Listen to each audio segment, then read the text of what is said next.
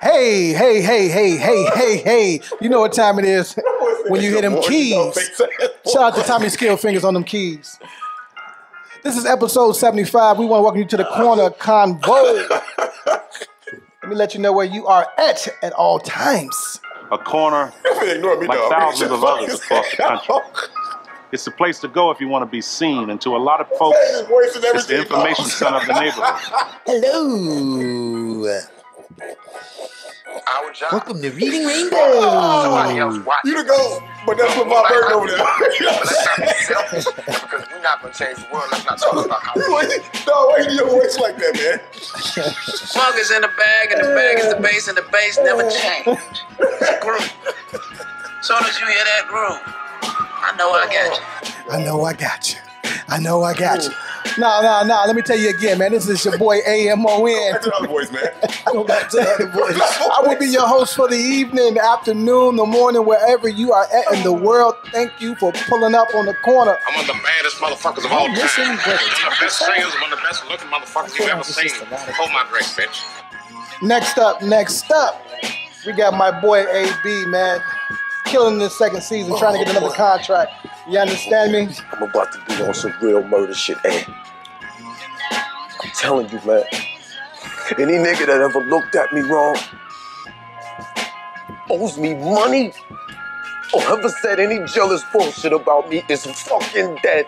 You understand what the fuck I'm saying? Hey, they're fucking dead, man. Time you got to do certain shit. Let me go ahead and bring this down, man. These boys is on one Do today. other voice, bro. You talking to my other voice? Do it. Oh, I'm talking to his other voice. Your other voice is Spanish, though. No. It's different. Sábado Domingo.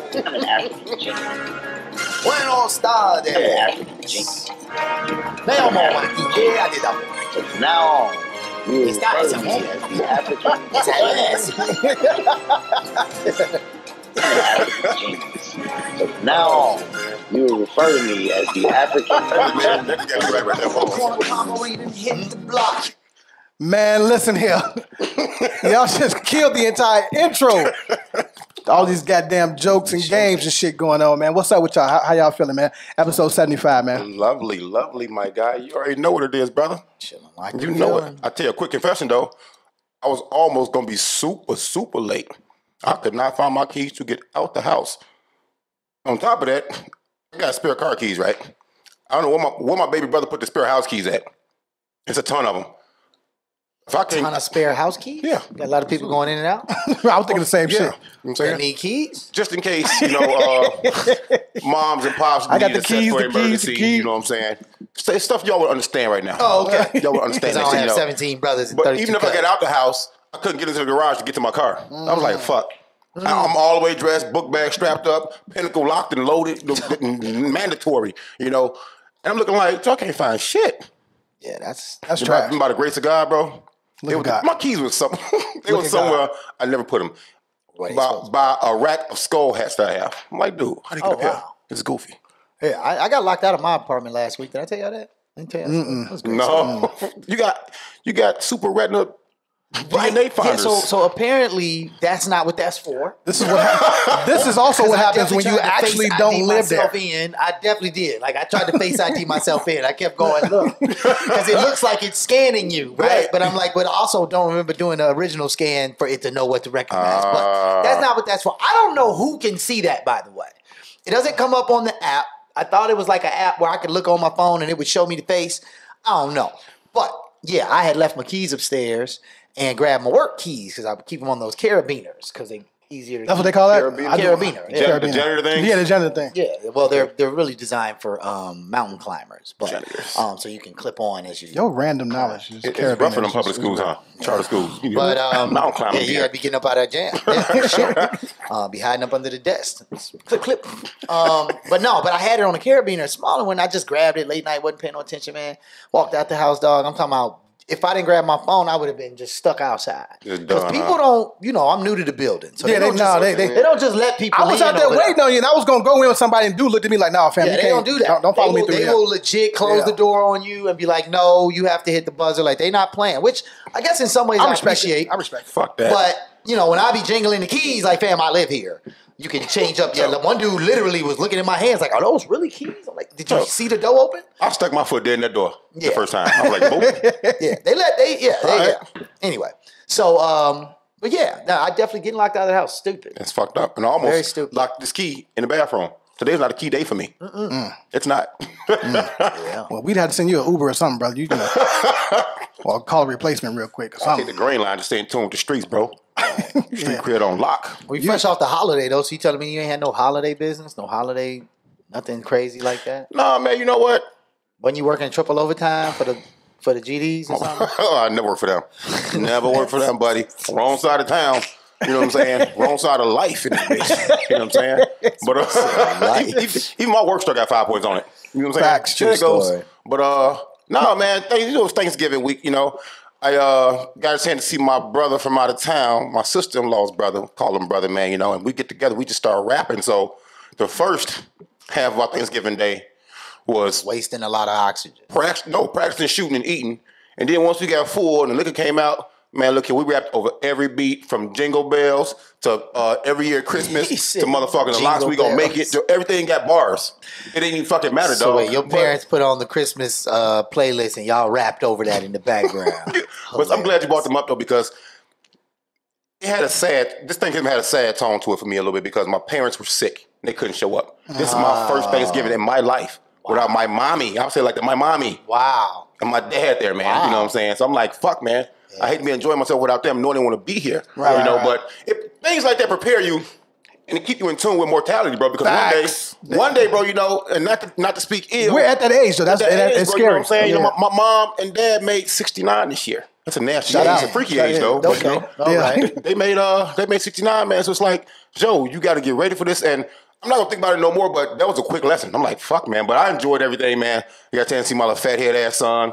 The entire family came out, bro. Food for days, food galore. Did not go to the gym from Thursday to today. I feel the deflation, dog. Like my tightness was getting there. I was feeling that part where you can't close your arms all the way. Now it's all back to, I got to get back. Got to get back at it, man. Can't fall off. You want to start with your week? Sir. No, man, same, dude. Like, you know, obviously did the you know what I'm saying? The family life, man, for me is different now because, like, to your point, man, we normally go to grandma's house or something like that. Grandma, you know, she's gone for recently. So, but my aunts are older, and the COVID thing is really a real thing, man. Fact, so, man. like, to your point, man, it does give you this indication, like, man, you know, we are that older generation. I was showing my students a video. We were talking about, like, traditions and, you know, that people have or whatever. Right. And we have this card game we play called Ponds. Is that the Mexican train? No, it's not the Mexican train. I meant to get y'all. Wow. We didn't even play Mexican train this time. That's what's funny. We actually did not. But the image you used on the back, that was it, right? That's actually Mexican train. I tossed this out this 21st floor window so fast. We didn't even play, man. We played Ponds all night. But it's a game that my parents, aunts, uncles learned from their aunts, uncles back in the 40s, 50s, right? Or, you know, 50s, 60s. Civil rights days. Then we learned from my mom and aunts and uncles in the early 80s, you know, mid 90s, that we are now teaching my nieces. I really feel like this is a game only for your family. I thought so too. Like, we thought we created this game. I've never heard this shit. For years, I told people we invented this game. Nobody's ever heard of it. It's not for real blacks. People call it. That's funny. It's not for American blacks. People call it different shit. Okay, that's what I found. Right, because you said Tonk, right? Tonk is not the same thing. Tonk is a different kind of game. I heard of Tonk. Yeah, a lot of more people have heard of Tonk. But anyway, point being is that there are definitely other versions of this game. But this is something we've been playing traditionally forever. But it was different being like the old head on the table because like Auntie is, you know, she's in her 80s, man. So it's like, but the COVID thing, bro. The COVID thing is a very, very different adjustment for them on the family tip because this their favorite thing to do, right? Have all the grandbabies, all the kids over, you know that everybody there, and they got to be masked up or they got to be in the cut. So it's different. It's definitely different, man. But other than that, y'all know my siblings, man. Y'all know how they get down. We did a lot of that, and now it's today. It's today. That's it. Yeah. Hey, hold on. What up, bro? Need some extravagant music for this shit right here. Come on. For what? For your week. Oh, for my week. Okay, yeah. I was going to run. Like 24 hours is the most important. I was going to run down to Thanksgiving because my shit was trash, right? Really? Yeah. What? You cook? What? Did you cook? I thought I do cook, but no, I didn't cook. No, I didn't cook. But I was at work. You know, I mean, double time and a half. It's crazy. Let me get that. Get to the bag. My parents weren't here. Haven left. You know, because I normally go to his house, so we go over there. He wasn't here. Oh, you did come like, hey, man, you know, can let me get the dressing, bro. Hey, let me get that. Y'all got extra table? Y'all got I needed all that. He definitely had extra chairs. Right. No, but you know, Kennedy came home for the holiday, so that was cool. Got to see her. You know what I mean? Spent some time with the fam. It was, you know, different having her back in the house for those couple days. It's cool though. But yeah, we didn't collectively come together. I wasn't around. I heard a lot of people say that. Yeah, I was making the money. Big family. Was it because this is like the first post-COVID Thanksgiving, maybe? No, you know what? So, you know, my parents stay out of state. Both of y'all saying, because you say you heard a lot of people saying that. I don't know. You specifically, okay. No, they were just out of town, right? And they hosted their Thanksgiving. Without you? Well, yeah. They seen pictures of the food? No, they had a great time. Did they send you a picture of the food? They had a great time. I wish you were here. Yeah. You know, shout out to the head of the household. You know, she did throw down on some shit. You know what I mean? It was excellent. So I had that to take to work. You know what I mean? But the traditional sense, sitting at the table, kick it with the fam, nah. Oh, you know what? Nah, they had none of that. It's back to your original point. I'm sitting on the couch doing what I always do on Thanksgiving, which is watch football while they get my mom, time know to it. eat, right? I rarely participate in anything other than eating in football. Somebody was like, "Oh, McKinney, come on to the kitchen," and I was really confused. I was just like, "Do I need another beer, or like exactly why would I be summoned to the kitchen?" I get to the kitchen, I think they want me to lift something or move something. So, yeah, go ahead, carve the turkey. I don't do that. Really? They were trying to knight you. They were trying to knight you, man. They was like, yeah, well, no, you so-and-so would normally do it. But y'all need to get on YouTube or something. I'm not carving no turkey. I don't want to carve no turkey. I'm going to go back and watch football. You the smart guy, though, bro. I don't care. I'm going to sit down and watch football like I always do. Why are we changing up roles and shit? I'm straight on that. It's a little selfish on your part, You can hack that thing up however you want. The whole thing that you have to carve it, I don't care. A certain way. You got to cut it I don't care. against the grain and shit. Find somebody who cares. If you give a fuck, you cut a certain way. If you hungry, you gonna cut chunks off that bitch. Yeah, like, I don't care. Anyway, man, Thanksgiving's overrated. Holiday season is over fucking rated. Although I hate thick slices of turkey. So whoever did cut our turkey, by the way, whoever did end up carving that, shout out to you, because it was thin, nicely sliced. Even shit on them, yeah, I did. Whoever that was, you did a great job. All right, man, let's move on. Time to move on. Y'all want to do y'all week? I don't really care. You know, mine. Just did our week. That was hold on. Okay, all right. Well, fuck it. Let me tell you about my day. Because my day was fucking excellent yesterday. You know what I mean? First of all, shout out to Boo. You know what I mean? From Boo and Gotti. Friend of the show. Say that out loud. He did a pop-up shop at Flea Club. Dope. For LeVar Ball, big brand. Big baller brand, right? Bro, when I tell you the people came out, the line was around the corner just to get in. Yeah, I saw some of that footage you posted. How long was your wait? Nothing. You still got VIP status? That's my man. Let him up there. That's my man. You know, come on in, man. LeVar, look, I got to give a huge shout out to LeVar because he is exactly who he has allowed the public to see. We talked about that on the show. In real life, right? Have you rewound the show to see what you said about... No, okay, all right, never mind. Lies. See, this is the bullshit that lies. Tree shit, boy. I love it. Anyway. I actually don't think it was you. Yeah, I know. It was, definitely wasn't me. I think it was the invincible one. So, at the end of the day, LeVar literally shook everybody's hand, took pictures with everybody, had conversations with everybody, right? And he never changed his energy though, right? So you know, if you shook 3,000 hands, by the time he got to the 2,999th person, it's like, oh, all right, come on, man, it's my last one. No, same energy for everybody. Yeah. Right? But you know why? That's a real job, right? I mean, and it felt good. It was genuine. His wife was there, sweet lady, genuine, right? When it's over, we go downstairs, man, chop it up. The footage I got and the jewels that he dropped and the energy, man, unmatched. You know what I mean? Unmatched. Got invited to the game today, so yeah, I'll be there. Made a bunch of amazing contacts for the corner combo. So again, shout out to Boo, man. For real. You know what I mean? Y'all go out and support Flea Club, man. I'm talking about they got everything you want up in that. Everything. Where is he at? What is that? 2221 Taylor. Okay, UIC area. Yeah, I definitely need to pull up over there. I'm not too far now. That is Diamond. That is It's like right off Ogden and Taylor. Between Damon and Westchester. Yeah. So yeah, Wood is 1800. So yeah, I mean, it was a whole vibe, man. And, you know, of course, Good, man. He gave love, man. It was a pleasure to be there. You know what's funny though? So you know, I just copped this new, you know, little thing that y'all watching right now. It's different now. You know, prophets are up and shit like that. So With the camera, so he sees me with the camera, right? Okay. so my boss out there shooting this shit, right? I see some chick, she's shooting. I say, what you shooting with? Because I know.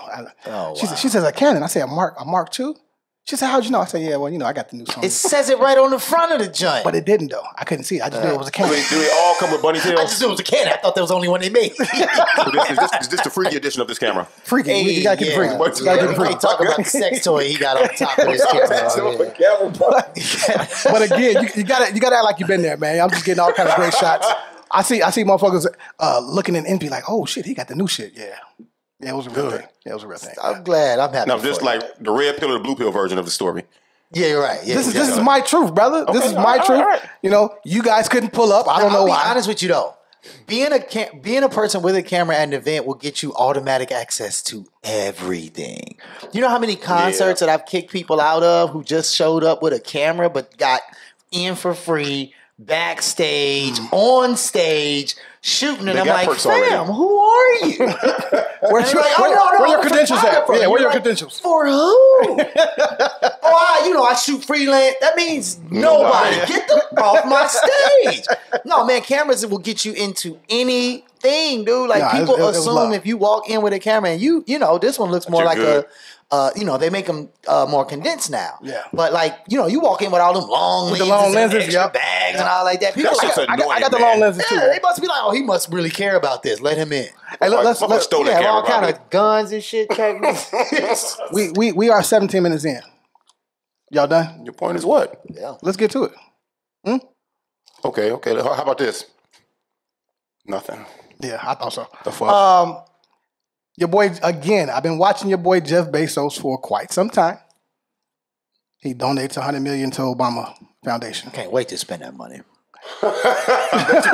Can't wait. We definitely got a piece of that pie. Well, no, I mean like literally working with the Obama Foundation. Like I'm spending that money. Yeah, no, it's corn combo all day. What do you mean? Tell you what, man. See, nope. I don't doubt nobody's motivation. Corn combo. That money's gonna go to children on the south side of Chicago who need educational assistance. Kids outside. Stop fucking around. No, man. Good for them. Good for him. Whatever. But like we said several times on the show, I'm not saying the Barack Obama Foundation is a strictly black foundation.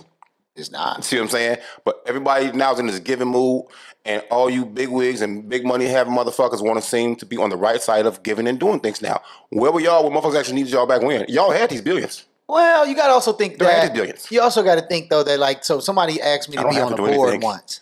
And I was like, I don't have to do anything. I don't think, sir. Somebody asked me to be on a board, and I had never been asked that before. So I was like asking around the people who I knew had been on boards, right? And I was just like, so what does that even mean? Like, does it come with a stipend or a salary or whatever? And they're like, yeah, nah. Basically, your job is to beg other people for money so that later on they can beg you for money.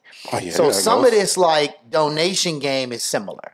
Right? Bezos donates $100 million to Obama Foundation now. Down the line, Obama's foundation people help him get a Pritzker donation for a thing. Yeah, it's really a lot of kind of, political money being used to secure future favors, I've been told.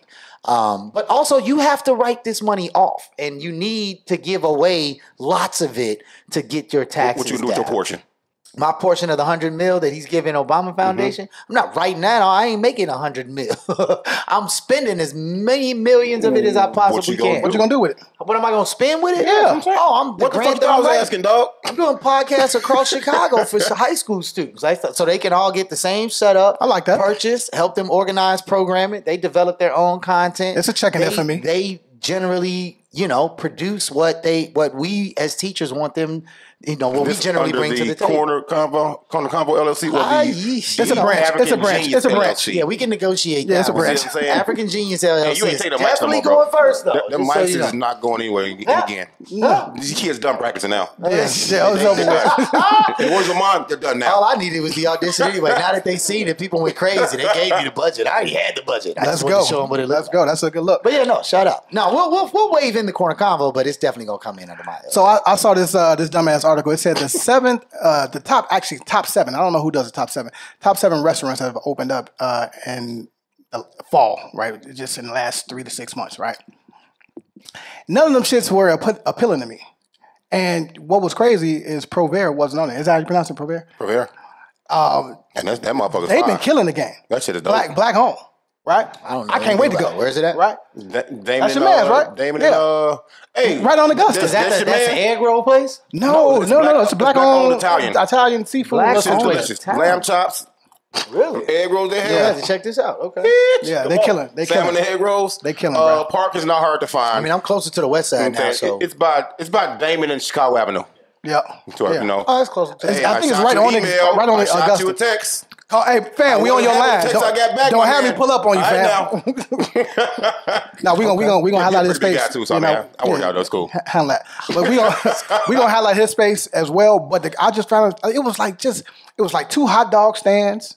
Right, it was weird. Like a lot of Asian infused food. Yeah, who comes up with this shit? Now, the person who writes it, and those are the people who took them checks. They know. No, you don't have to pay them, man. It's the same thing with the photographer. Photographer shows up and goes, "Hey, man, I want to shoot the corner convo for the random Herald of whatever." You can be like, "Okay," because you're putting me in something that I'm not in and don't know exists. To make a list like that, there is some finances involved. Maybe. I doubt it though. I don't. The pay to play.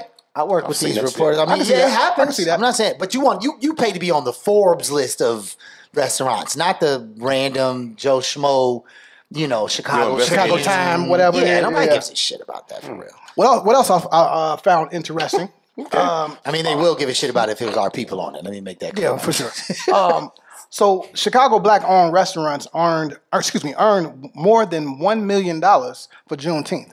Right, and these stats just came out. Is this in Chicago or overall? In Chicago. Chicago and Atlanta, I believe it was. I think it was just Chicago. After reading, but go ahead. I'm gonna let you do that's fine. I mean, correction. That's all good. But I thought it was dope because again, the young man from Black People Eats come holler at us. Well, you can say Chicago, but you know why? Because Atlanta's just another version of Chicago now. That's true. I swear to God. 50% transplant, especially on the food side. I saw that and said, man, well, look what happens when we invest our own black dollar to these black-owned and promote our own. That was one weekend. What if it was every weekend? Imagine, bro. Exactly. You don't need Jeff Bezos to donate $100 million. At all. And that's not even a slice of the pie. Them just crumbs that fall off the table. That $1 million is. That's all. And you know what I hate? I hate that, okay, we're going to shine for that one day, and then the next day no one even cares. But you know what, though? That shit is trash to me. I feel a different energy, dog, since everybody tore this motherfucker up after George Floyd's murder. I feel a different energy, bro. I do see more black entrepreneurship. I see more black support from black people. Period. Okay. Now, I'm watching because, you can see everything. You get a view of everything, whether you like it or not, on social media. There are too many platforms for you to look at when you're in the bed, rolling over, get nothing to do. Before you get pissed, you check your fucking phone. You know what I'm saying? Before you wake up and tell your wife hello in the morning or your girl, whatever, you check your fucking phone. I don't know how many times I've got distracted, had to do something important. 10 minutes later, it's like, damn, wake up. What am I supposed to be doing? You know what I'm saying? But yeah, man, I've seen a different energy in the support, man, and I love it. I fucking love it, man. No, I mean, I agree that there's a different energy. And I don't think it's the one day. I think, like, when you talk about Black Friday, you got people who intentionally, are shopping black on Black Friday, right? Even though that wasn't its intention when it first came out, right? I think I saw this on CNN 10, the high school student news program. That CNN 10? It's dope. It's called CNN 10. Oh, you got hella cable. Really wild, cocaine out white guy that runs the show. But you could tell because he just be too, he way out there. but it's a good show for high school students. It gives them a quick snap of what's really going on in the world. Right. It's only 10 minutes, so it ain't too crazy. That's dope. But they shared today that Black Friday originally came out of Philadelphia. That the Black Friday concept and sale for merchandise came out of Philadelphia.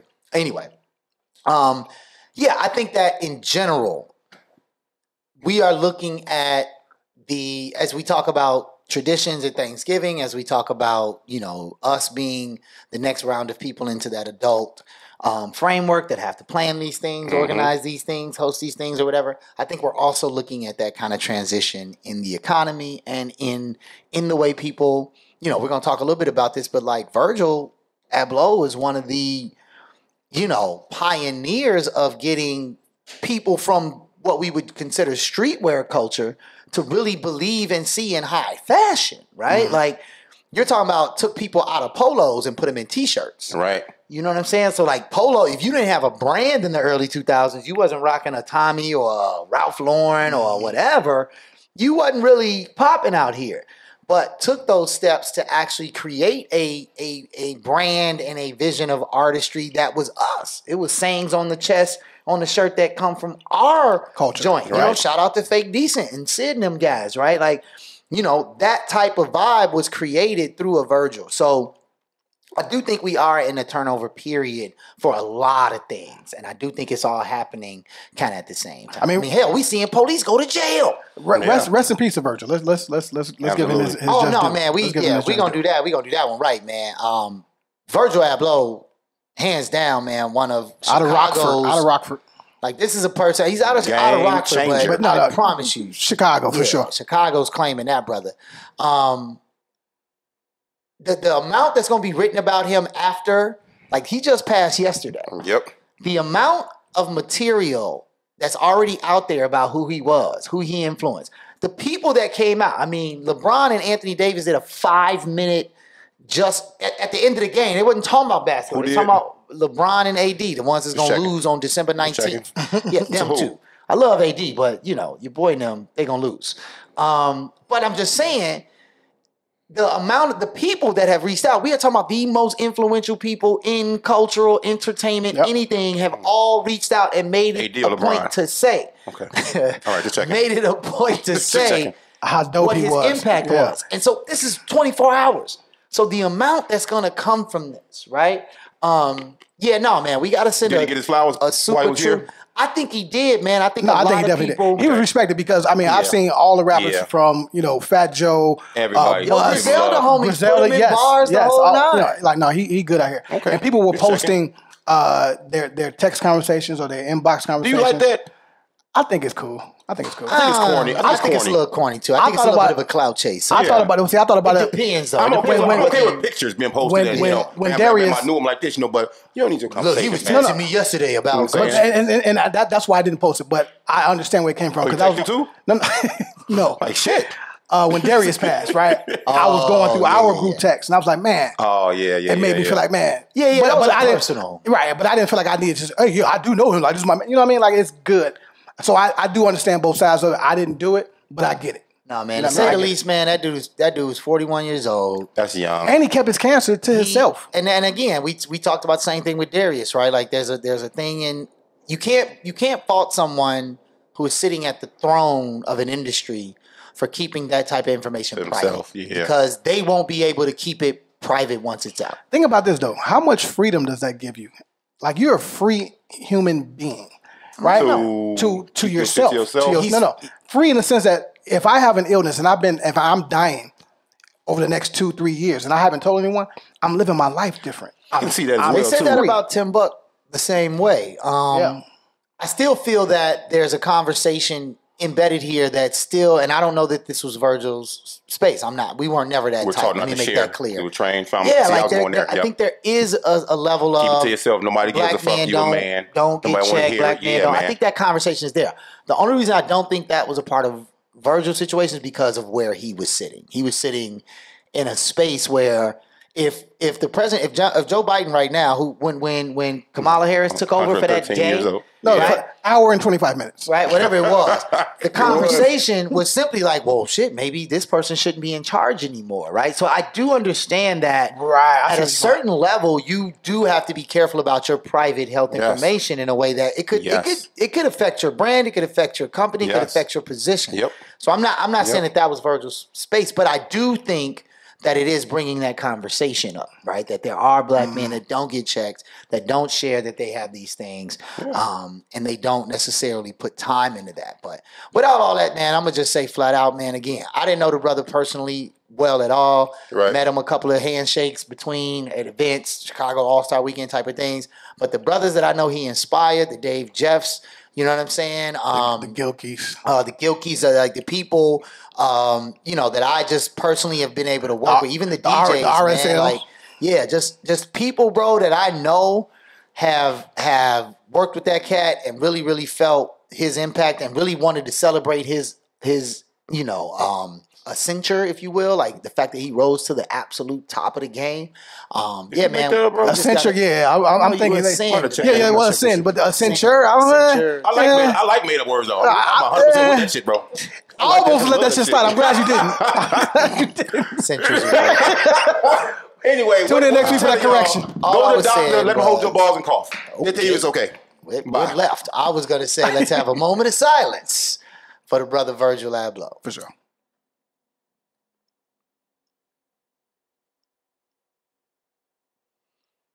We good. Yes, sir. It's always heavy when you lose one close to home, man. You know what I mean? Man, one of Chicago's greatest. So, did you? I want to kind of touch back on last week. We talked about the officer at Weston House. The one that was whooping on Shorty and took his gun. Yeah, he just really restrained him. You know what I mean? And slid his pistol to his man. What I tell y'all? Yeah, you said he was out of there, and they removed him from the school. Can't do it. But is he out of there because it was on video or because he gave the weapon away? You can't unholster your weapon around no kids. But is that why he's out of there? And no clue. I believe the optics is why he's out of there. Of course, right? I've been on vacation, so I'm not in tune. I probably wouldn't give a fuck no way if I was at work. I got my own shit to worry about, not to sound, like I don't care, because I do. Because our kids, it's another black man. Some man here. It's a system, and it's a system that has to be looked at. System that has to be looked at. Remix. You know what I'm saying? Take a hard, long look at that pause and see what we can do to make that shit right. Because rules are in place for a reason. They tell you don't feed the lions. Why not? Because you might get fucked up. Mm-hmm. They tell you don't run red lights because you might get citations. You might get put by the police. You might get an accident. You might not, but shit can happen. He was going out the door. The kid was that said it's for handicapped people only. What makes you think you're above the law? The rules of that school. Rules are in place for a reason. I get that. I'm not saying my man acted appropriately, but if I was at that door, and I've been in security before at these schools, I'm glad I don't do that shit no more. You couldn't pay me enough to go back there. Period. Not with these kids. I would do the same thing without, unholstering the gun. Dude, I got grown man strength. You're not gonna go out this door, bro. It's 2,000 doors. Hell, jump out a fucking window if you want to. You know what I'm saying? You want the stairs or you want the window? I said, jump out the window. Don't go out this door, man. Don't go out the handicap door. You know what I'm saying? Does it matter if there was somebody actually trying to use that door? Because I ain't gonna lie.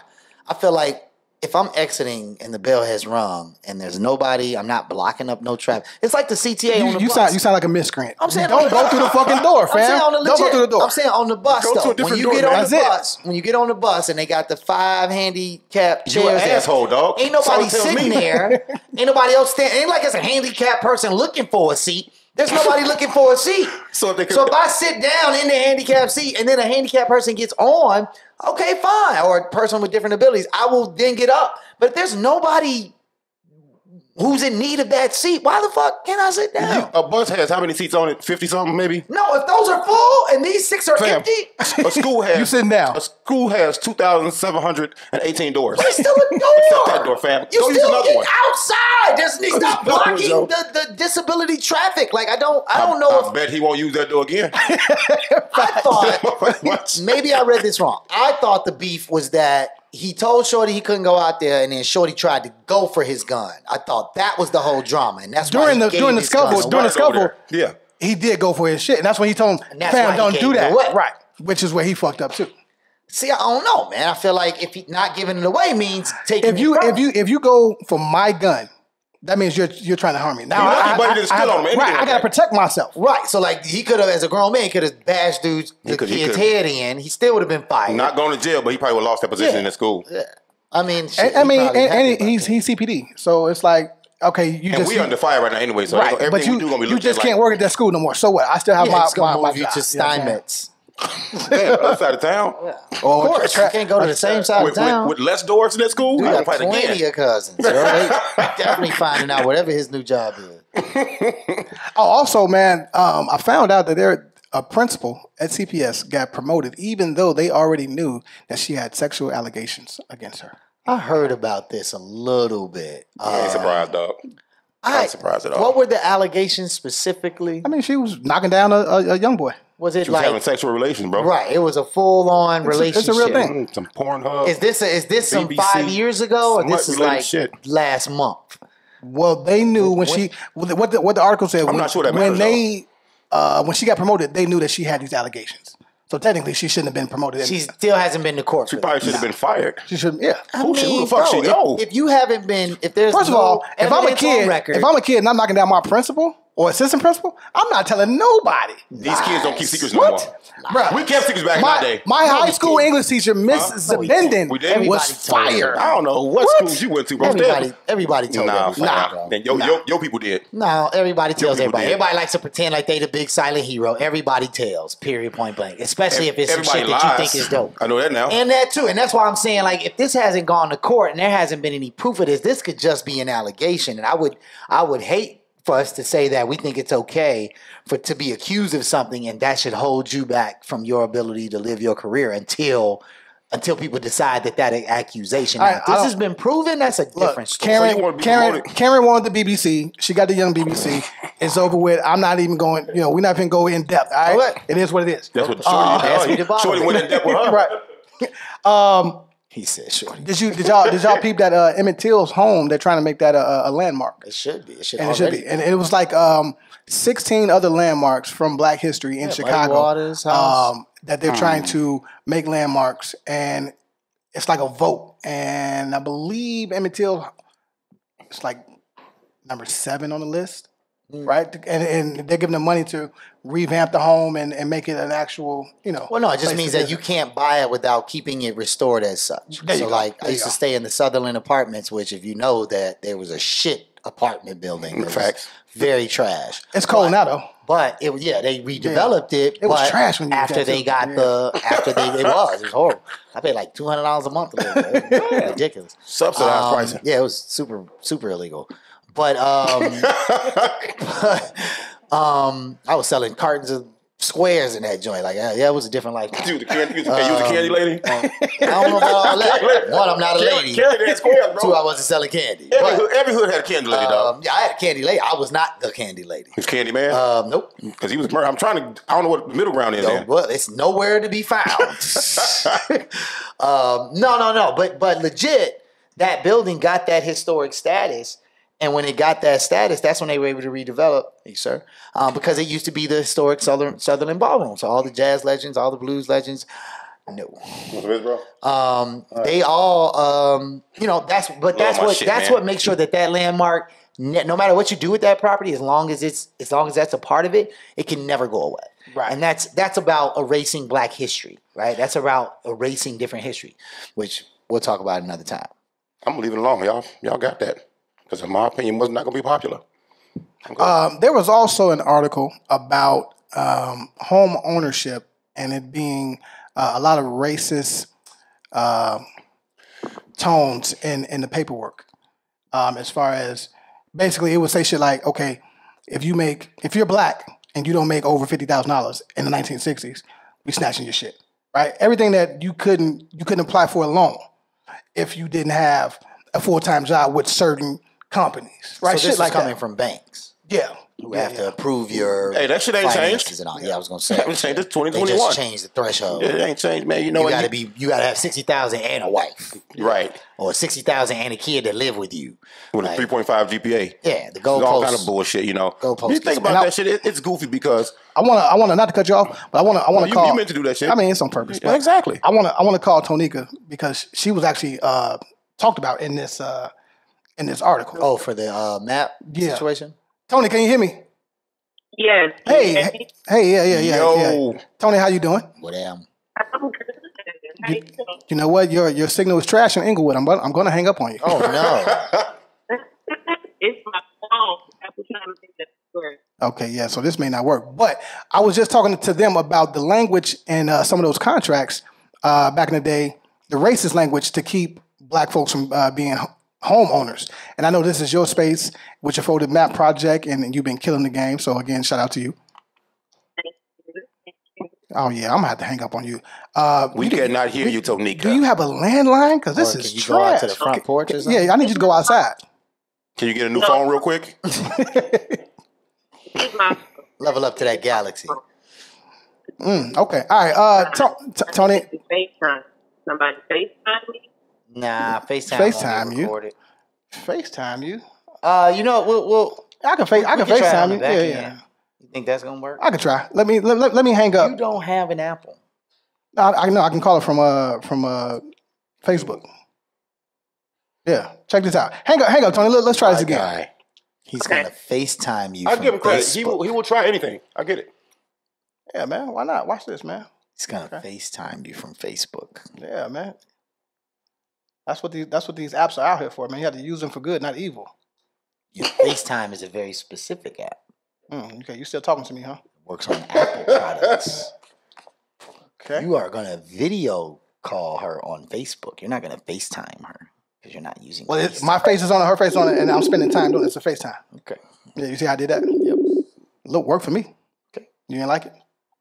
Can you hear me? Okay, now we are in business. We popping. FaceTime on Android works perfectly.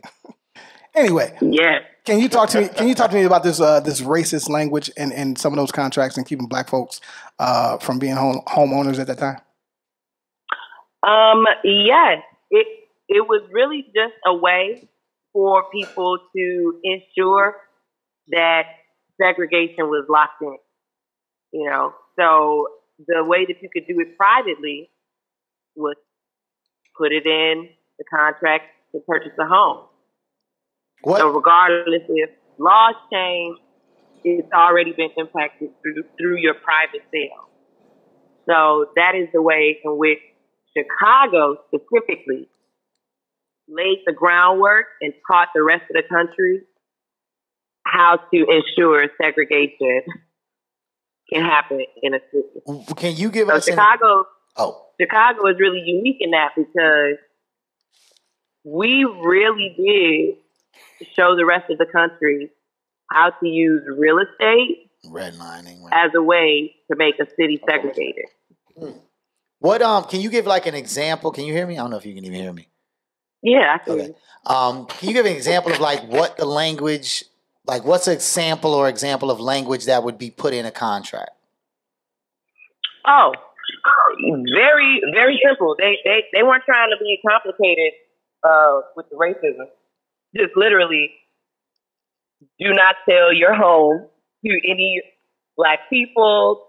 Do not allow any people of color, specifically black people, to purchase this house. Very simple, direct to the point language, just like that. That's crazy. And you're saying that they laid the foundation for Chicago in the sense that other cities followed suit. Yeah. And this is, if I'm correct, this is part of the redlining practices, right? Yes. And so that's why Chicago's segregation is so legacy.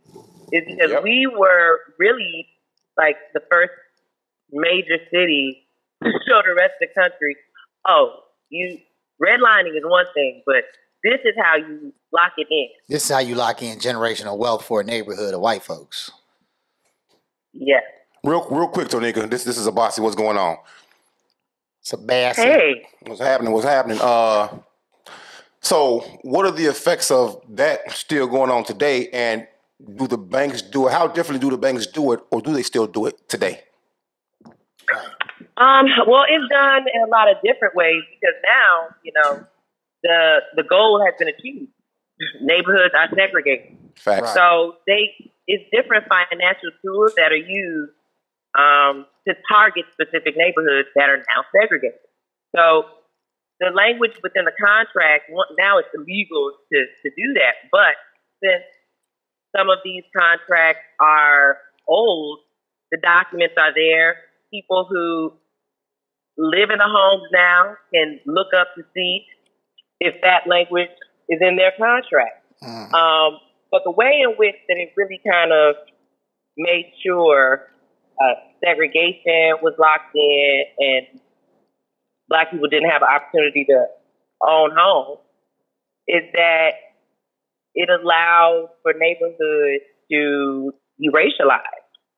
And that was ultimately the goal, because once neighborhoods are predominantly black or white, we already know how they're going to get treated. Well, that's the ownership. So, like, if I'm going to pass this down, I'm going to pass it down to another white person, or I'm going to pass down to another black person, right? But, like, the neighborhood, like you said, the property that can be owned in that area is already kind of specifically owned by that racial background, right?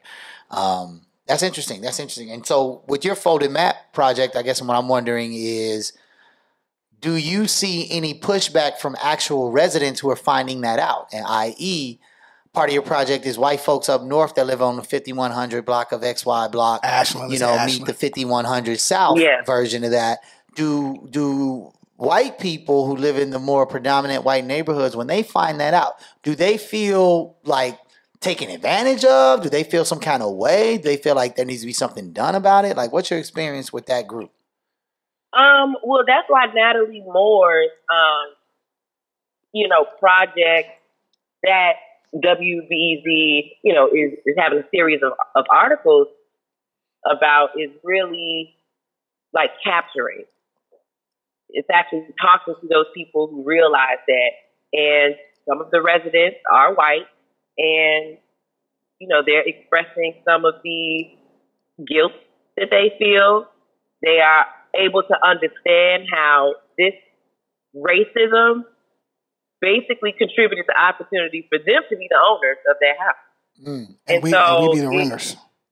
Yeah, and more than anything else, it's connecting history to the present, which ultimately is what my Folded Map project helps visualize for people. And so Natalie's work with this racial covenant is yet just another example of how people can no longer say, well, that happened then. Right, but it was really so long ago. Yeah, it doesn't matter. Exactly. No, right. It happened back then, but the impact of it is what we're living through today. So it's pretty much shutting down any opportunity for people to say that. Like, you can't say that. Right. Appreciate you, Tony, man. You just shed a whole bunch of light on this. Much love, Tony. And just so you know, I want to have you on in person so we can really dive into this conversation, because this is a big one. Yeah, definitely. Yeah, I would love to. I would love to talk about black boat ownership. That's what we're gonna talk about next time. I spent all the summer on this boat that Burnham Beach is segregated in the boat. Well, we had an emergency dock over there. Them they was, well, excuse me, why is your boat over here? Don't you see the sign? Next to my boat. Well, again, people, this is Tonika Johnson. Look her up on IG, man. J Photography. If you need to reach her, you holler at me. She's pretty accessible, and she's doing great work out here. Tony, thank you for picking up. I really appreciate it. Again, we have a lot to talk about, and things to come. No problem. Thanks for having me. All right, I'll let you. Thanks, holla. Bye bye. All right, bye. Yep, we back. Yeah. Coming off of that, man, like, that's crazy, bro. Like, we're still affected by this. Like, if you really, in the small and short of it, we are still affected by this. That's what I was asking. And it's like, if you don't have $500,000 capital to try to go to a certain part of up north, you have to fucking go to certain areas of the south side, certain areas of the west side. Nothing wrong with that, right? But why can't I? Man, we are less than 15 years in on the unpacking of stuff that can't be denied. Mm-hmm. Yeah. Right? Before you could deny most of this, you know why? Because the information was private.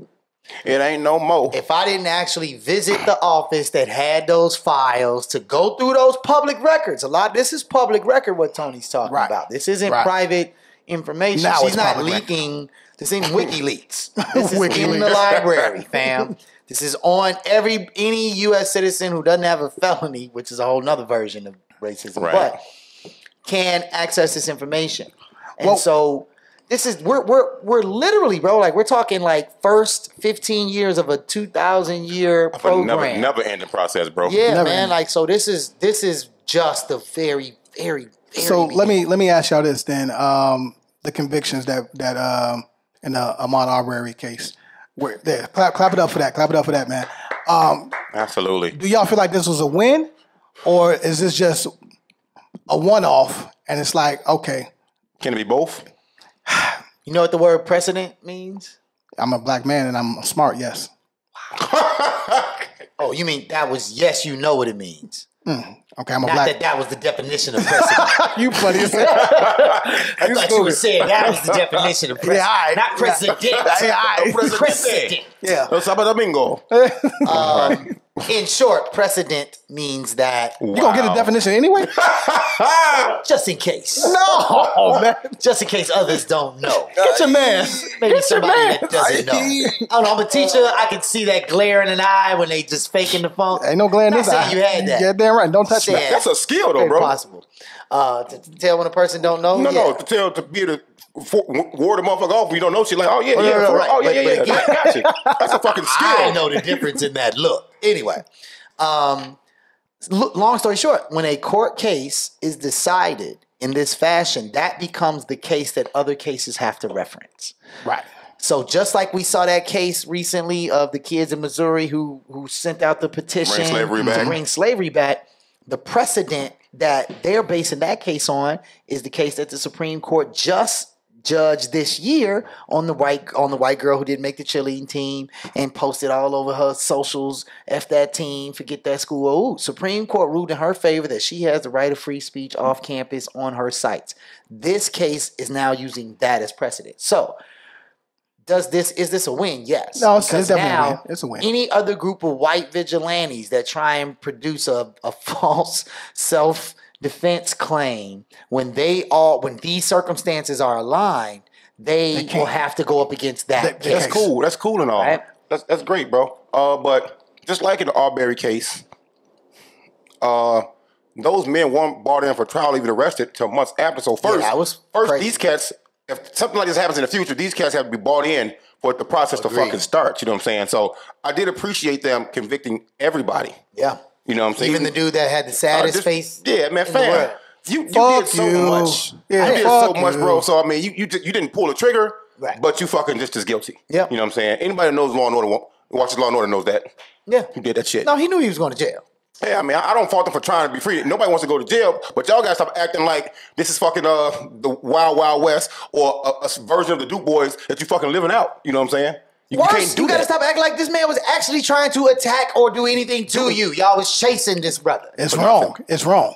Like you just trying to use the narrative with the hope that white supremacy and racism is going to prevail in your favor. Like we white, if we just say we didn't try and kill him, we got a 75% chance of making it. A better question is, to me at least, is this: what effect is this having on white fragility as a whole? Now they're seeing themselves go to court now and get charged and get convicted. Get the convictions. You know what I'm saying? You don't think it's doing anything? It don't mean shit because there's a young boy that is committed to a D1 scholarship to play baseball.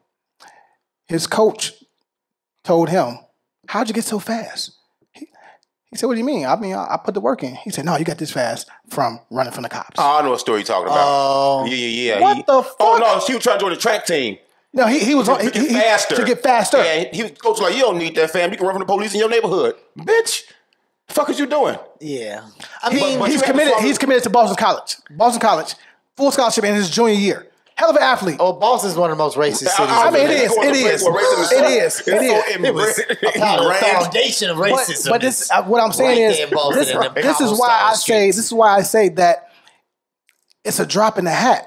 Because at the end of the day, we're talking about 100, 200, 300 years of this shit, bro. It's cases we don't hear about either, though.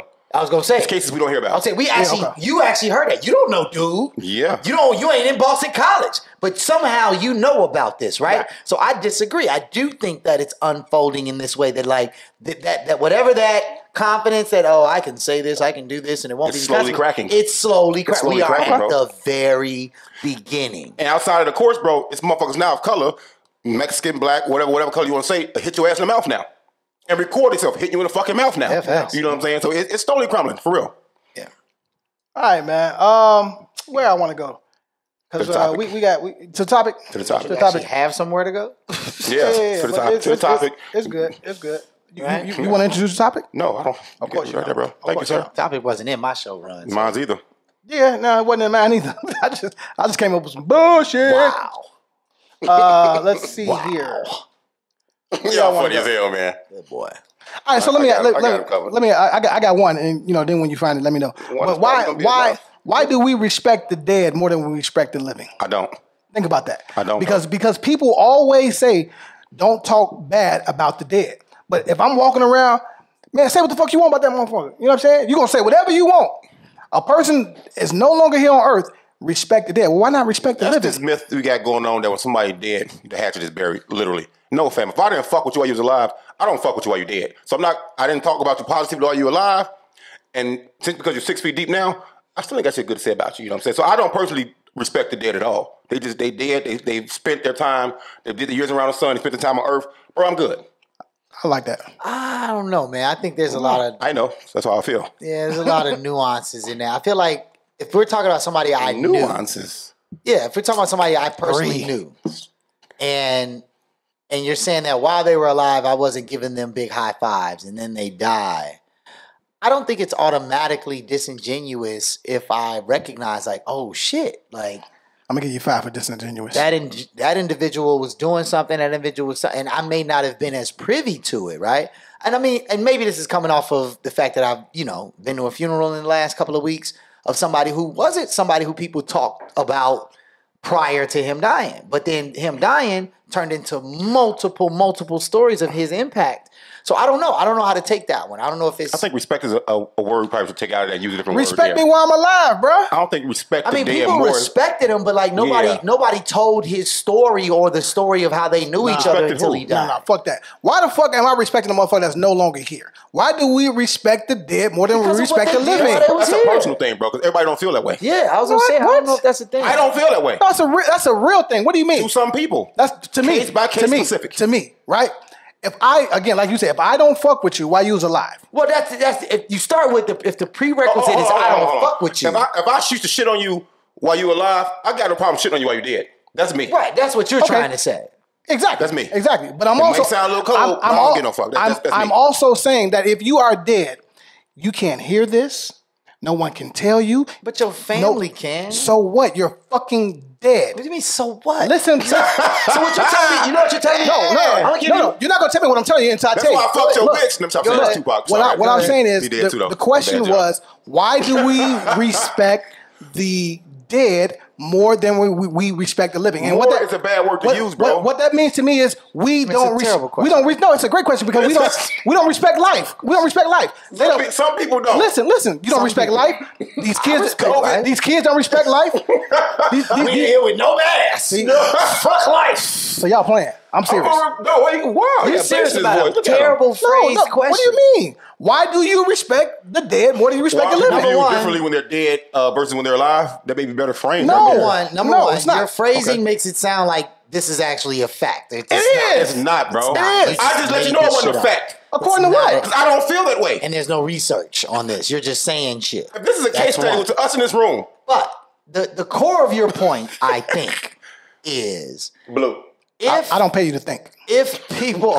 you definitely pay me to think. I do. If I wasn't thinking, half this shit wouldn't be working. Oh, here he go. Because I'll start unplugging shit right now. I help him too. I don't get no fuck it. You gonna split the double team like that? You gonna split the double? I want to unplug shit. Don't get rowdy. But no, I'm saying that for real. Like, you have to consider the fact that how a person dies matters. When a person dies matters. Sometimes. What stage of life they were in matters. Sometimes. What stage of... I had a good homie who he got killed. He was in the middle of the shits. There was no praying for him before he got shot and talking about how sweet of a father he was before he got shot because he was in the streets doing the bullshit. And that's what brought that shit to his front, right? It's different, I think, when you consider the details. And like Abasi said, I generally don't see any reason to speak ill on anybody that has passed because what the fuck for? Like, I'm not going to be dancing on your grave. What do I get? I guess what I'm saying is, if you do not respect life, and when I talk about respect life, the way that we are killing each other, right? That's a lack of a respect for life. I'm not killing nobody. I'm not talking about you in general. Look at the stats. we respect still the dead way more than we respect a person that wakes up every day. If you go by casting and put on T-shirts and get videos and memorials, then you're going off of very circumstantial statistical research. You're not going off of actual research. This is not a real study. Wow. It's a turnover. It's a turnover, dog. Just so you know, right? Bro. Like you're going on a very narrow space. So when I say that, people say again. I've already said this for the third time. They say don't talk ill about the dead. Yeah, that's some old taboo because shit, bro. There's no advantage in it. What do I get? Ha, you gone. Now what? Personal joy. What do you get from talking about a motherfucker? That's personal a lie. joy. Personal joy. All right, I'll take that. So confused, man. I'll take that. No, fuck them dead people. Fuck them alive people. No, I think it's important. I think generally, especially as a black community, I think it's very important that we pay attention to our legacies because a lot of people died before they got a chance to live. Some died with a name. Some died nameless. Some died nameless. Some died, and we found out later that they were the reason why a whole nother name, J.P. Morgan Chase, whatever, you know what I'm saying, elevated, right? So, like, I do think it's important to maintain the legacy of the dead. The conversation about why to speak positive to them while they're alive versus negative while that one's confusing to me. All right, it was just a question. Yeah. You got yours? Not a good one. All right, I think it was great. All right. Terrible. We'll start off like this. We'll call it dreams deferred. Ha! You know what I'm saying? Spit some Langston Hughes on me. What do you do when your original plan for succeeding in life doesn't pan out or is derailed? Sell drugs. Facts, big facts, boy. This boy preaching. Is there any other answer to this question? Get in the show. Sell drugs. Fuck it. 50 got 7 shows on Stars right now. Sell drugs. Based on look at where your mind goes. Based on black trauma. They sell drugs. That is it. No, you know what? What I thought about when we were talking about this question and composing it, I was like, well, I thought about my life personally. You know, you couldn't tell me I was gonna be in the NBA playing ball. You know, when there's common little hood dreams, not just a hood dream anymore, but you know, in my hood it was a dream of a lot of people. You know, my backup plan was to be a singer. Oh, but hell no. A tragic accident took my voice from me. You know what I'm saying? But through the grace of God, I got it back. Yeah. Tragic accident. That boy ate the wrong ass. The wrong ass. No, he ate the wrong ass at the wrong time. That's a possibility, though. That could be tragic, too. You know, but then, you know, I wanted to be a fucking rapper, but, you know, that shit didn't work either, though. So now, I think it's really, on a serious note, it's all about planning, man. You have to have plans, you know. That's something I don't think our generation was really taught or wasn't beaten to us as a whole. Some were, some weren't. A lot of people. I don't think we was listening. That you know what I mean? Speak for yourself. I got 39 Can you finish? He cut you off. I didn't cut you off. Talking to both you motherfuckers. That don't mean jumping this double dutch. You know what I mean? That was just me. Hey, we don't double dutch over here, son. What? I don't know what you're saying. One, five, go two, all around three, tick, tack, four, all. You know what I mean? I got cousins, man. We didn't roast you enough. That's fine, man. Look, man. I had a lot of girl cousins, man. You want me? I did too. I did not play double dutch with them. I can hear them. They loud. You were saying, yeah. Right. In fact, you know, some of us were not taught how to plan for when your original dream or how you want to win in life doesn't pan out. It's like when kids go to college. Half the time, what the fuck they study? Maybe more than that, I think, if I look at the numbers. Yeah, they don't get a job in. Yeah. You know what I'm saying? So, or you don't get a job with that degree. I think we can combat that by teaching our kids, our nephews, the shorties in the hood, you know, even if it's some street shit, you know, fam, you can't be the shooter in your gang forever. You can't be head of the fucking drug game on yourself forever, fam. Teach them how to save. Teach them how to buy a house, the shit that 2 Chainz and shit do. Teach them how to buy a fucking house, you know what I'm saying? I wonder why so many former ball players with a badge and a gun. It seems to be our fallback fucking plan. There's so many hoopers on the because force. they 6'10", 422 pounds, and crazy, if I dog. show up to the club and that man is standing in front of me telling me to take my hat off, I'm going to take my hat off. I'm going to fight that motherfucker, though. Yep, you will. I'm fight that motherfucker. That's all right. There's difference. Negotiate. So what was the question What do when you do? your dreams are deferred? What if you never had dreams and you just out here just living? Damn. Think about it. I mean, there's a percentage of people out Think here about like it. that. I mean, Right? that's a harder question to answer because how do you give a person a dream? Yeah. To answer the original question, better? Yeah. I think that indeed, you know, black folks, certain folks, man, we come from a understanding that we have to do other things. We have to find a way around. We don't walk into the world, to your earlier point about real estate, where we're just like, oh, look at me. I graduated college. I'm going to go and have a successful life. It's not how that works, right? Like, we expect to have to pivot or pivot again. And I would assume that for anybody that's even close to the line of achieving the dream that they wanted, that they had some example of people in their life that were flexible in that way. Things. Yeah. Oh, I started out here, now I'm over there. I started out over here, now I'm over there. But like, so I think to your question, if you have the hustle and the grind, then you'll always find the next move, right? That being said, the real question to me is, should our people always have to be the ones that got the hustle and the grind? Like, should we be the ones that always have to find a way to find another way if this door gets shut in our face, if that door gets shut in our face? Should we always have to be the ones expecting to work twice as hard as the next person? And I think that's the conversation. No, we identify that, well, you're black. You know, I mean, our parents told us this. In that generation, our parents told us, you have to be twice as smart as them. You have to work twice as hard as them. And you can't fuck up. And you got to get lucky. You can, and then you got to get lucky. You got to get lucky, bro. After all that, after you work twice as hard, after you put in twice as much work, after you take twice as much abuse, after you walk in the door better than everybody and still get put on the bottom of the roster, then you have to have the ability to control yourself and your emotions so that you don't freak out and wild out. Right? And then on top of that, right? Like, then you have to actually perform at an excellent level if you get the shot. Right. So I think that's more the conversation to me. It's not so much everybody, any generation, any race, any ethnicity, failure is a part of life. Recovering from failure, resilience and failure, those all go hand in hand no matter who you are. Different for different people, though. The focus of Black and Latino and people of color having to always endure that as a part of their regular life, I think that's the conversation. Yeah, that's a real thing, man. We can get into it later, but again, I think it's a lot of people who don't have dreams, and you want to know why? Yeah, real answer. No, we're gonna do that. We're gonna do that. I think a lot of people don't have dreams because the people that they respect, their parents, their grandparents, the people that they are involved with on a daily basis, don't pour into them.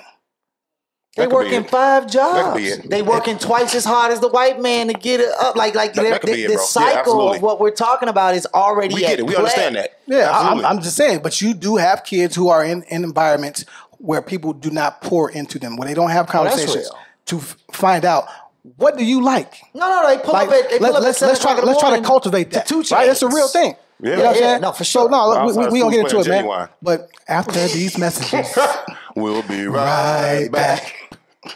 Outside of school's playing. All right. We are back. Mr. Burton's back. Y'all like that dumbass radio voice? Boy, hey, that boy got a new camera, changed his whole voice. Look. You know what? It's difficult being me, man. It is difficult being me, man. If you look to my far right, we have the owner, operator, CEO, CFO of his own brand. Okay, RSL. We have brother Turan in the building. Okay, this brother here, man, has been putting in his real work for a long time, and just not in fashion. The brother's a principal at a school. Wow, that's hard. At a school. That's amazing. What school? No, never mind. Never mind. No, we're not gonna do that. We're not gonna do that. But he's the leader of young men and women. I don't tell people. I wanted to highlight him, bring him on because, hey, that's my man's. We go back all the way to Northern, right? Everybody thought I went to Northern. I didn't, but, I was there enough. I probably took the classes. Which one was better, Northern or Southern? Well, keep it a buck. Northern took off during the Mike Turner phase. So when Turner the Burner started to elevate, that's when Northern separated itself from every school in Illinois. That's true. That's true. It's better than Southern. Salukis for life. There's nothing better than like you already know. The STD rate was very high. That's how you see. So I think it was highest in the nation at one point in time. I wouldn't know, man. Wrap that thing. You don't use those, bro. No, for real. Thank you for joining us, man. We've been talking about this for a long time, and you hit me one day. It's like, man, I fucks with the show. Like, let's figure it out. And we've been trying to figure it out for 6-7 months. You know what I mean? Just scheduling, everything that's been going on. I wanted to definitely highlight you because your brand to me is dope, right? Everybody that's sometimes out of friends or associates, they try and do shit and it's not dope. You know what I'm saying? It is what it is, right? So then sometimes you'll just support it because it's my man's, you know what I mean? I want to get behind it. But Your shit's so dope. You got NBA players rocking your shit. You got Griselda rocking your shit. Right? You said that like they was the epitome of rap. The epitome of rap. It's like, oh, fuck you mean? You damn right. You know what I'm saying? You damn right. You damn right. You know what I mean? You already know how I feel about them boys, man. But no. Like in all seriousness, though, I just want to talk to you about where do some of your concepts come from? Because when I look at them, I'm like, man, he saw it and then just made it happen, right? And you may see something. And I feel like you just do it right when you see it. Is that how that works for you? Yeah, pretty much. First, let me say shout out to y'all for allowing me on y'all platform. It's all love, brother. It's all love. Our pleasure, brother. You know, I hit bro up and said, I want to bring some merch for y'all. He never gave me y'all sizes, so I don't know what he was on. Oh, well, I hope you got him an extra small. Extra small. I mean, you know. So I'm gonna provide him with a little code. Y'all go to the website and it'll be free. You know what I mean? My bad. My bad. I just thought you were gonna bring a box. Like pick from it, man. He might really dislike y'all. New to all of this shit. I have a lot going on, man. I have a lot going on. I love it though. What was the question again? When your concepts, like, is it spot on? Because I feel like when I see it, I feel like when I look at it, because I know you, I'll be like, man, it feels like it's happens right then and there for you, from your mind to the paper to the shirt to the jogging pants, whatever. Yeah, I mean it is spot on, but you know that's from the outside looking in. You know what I'm saying? From my vantage point, I come up with a lot of ideas. Okay, and them bitches don't go nowhere. You know what I'm saying? Absolutely. So, big fact. But some of them take off. You know what I'm saying? That 1% might take off. You know what I'm saying? Like the WNBA championship, I didn't know it was gonna be that big. You know what I mean? And then when they won, I just hit my graphic designer up like, we got to do this. Okay. Which I should have did a week prior. Right. You know what I'm saying? Just way more. Yeah. So a lot of it is like really on the fly. On the fly like that. That sweater you have right there. I'm like, this is a nice one. This is a nice one. Yeah, I see that everywhere. I see that everywhere. That's one of my favorites. I mean, it's the Chicago flag, but with very specific Chicago. And it's quality embroidery. It's not like printed. It's not iron on. Like, it's a real quality joint. And that basement bullshit. For the best prices, too, at that. Facts. You know what I'm saying? $40, you know, you might go to some other brands and it's like 80, 90 bucks. Yeah, because, you know, I like to, my brand is going to be the sick go of brands. It's not going to be BP. All of them. It's going to be the ones you go an extra block or an extra mile to get that gas from. Got it. Because it's a little bit cheaper. I like so everybody's going to have it. You know what I mean? So can we think of a different gas station, though? Can we think of a different gas station? I don't like Sitco, though. I love First Jones. No, I like that. I like that. Let's say Thornton's. You can get a full tank of gas and you can get a slushie for $1. Yeah, see, I'm saying?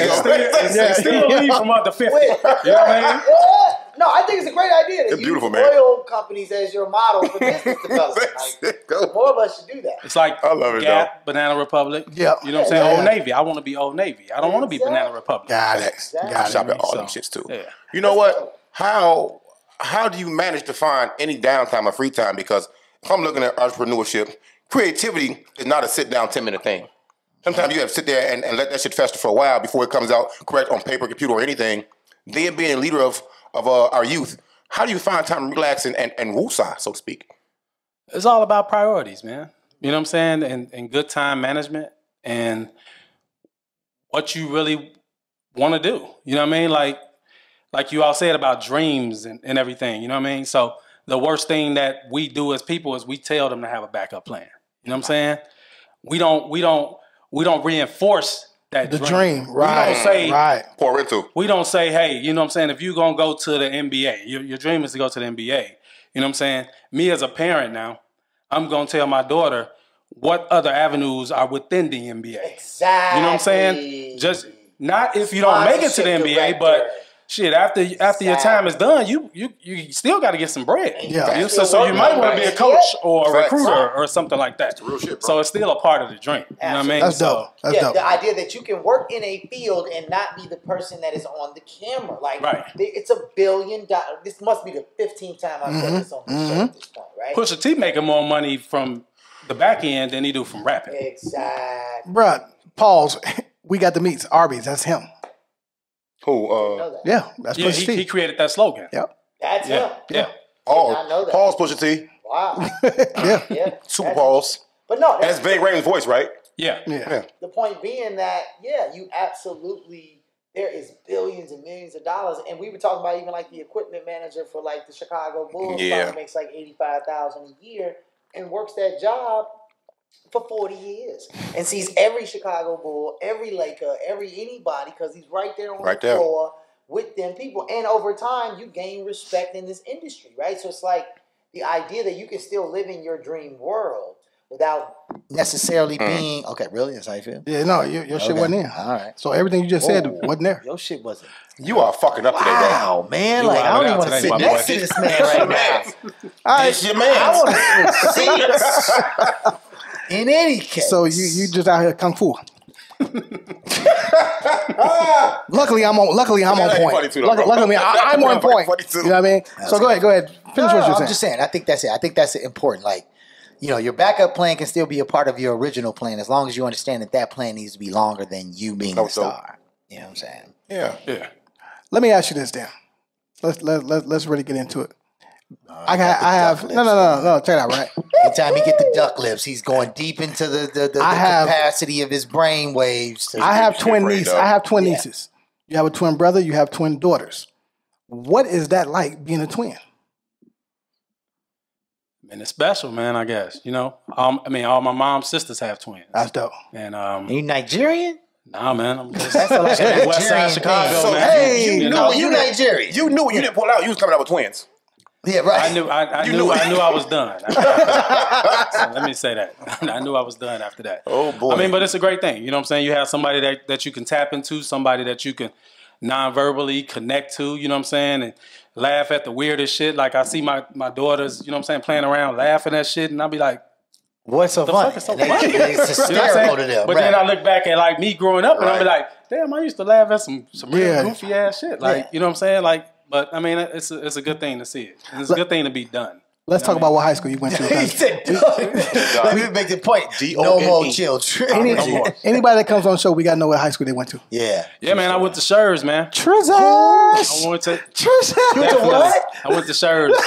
No, what? Can you even spell that? SCHURZ. It's got a Z in it for real? Yeah. I thought it was like SCHIRRS. What was that like? What is that? Addison Pulaski? No, man.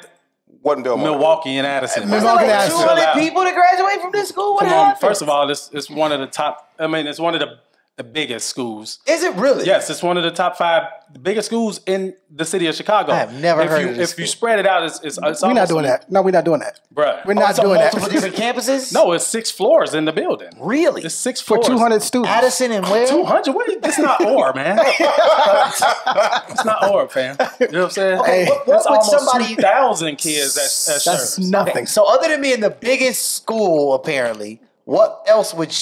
what is it? Schurz.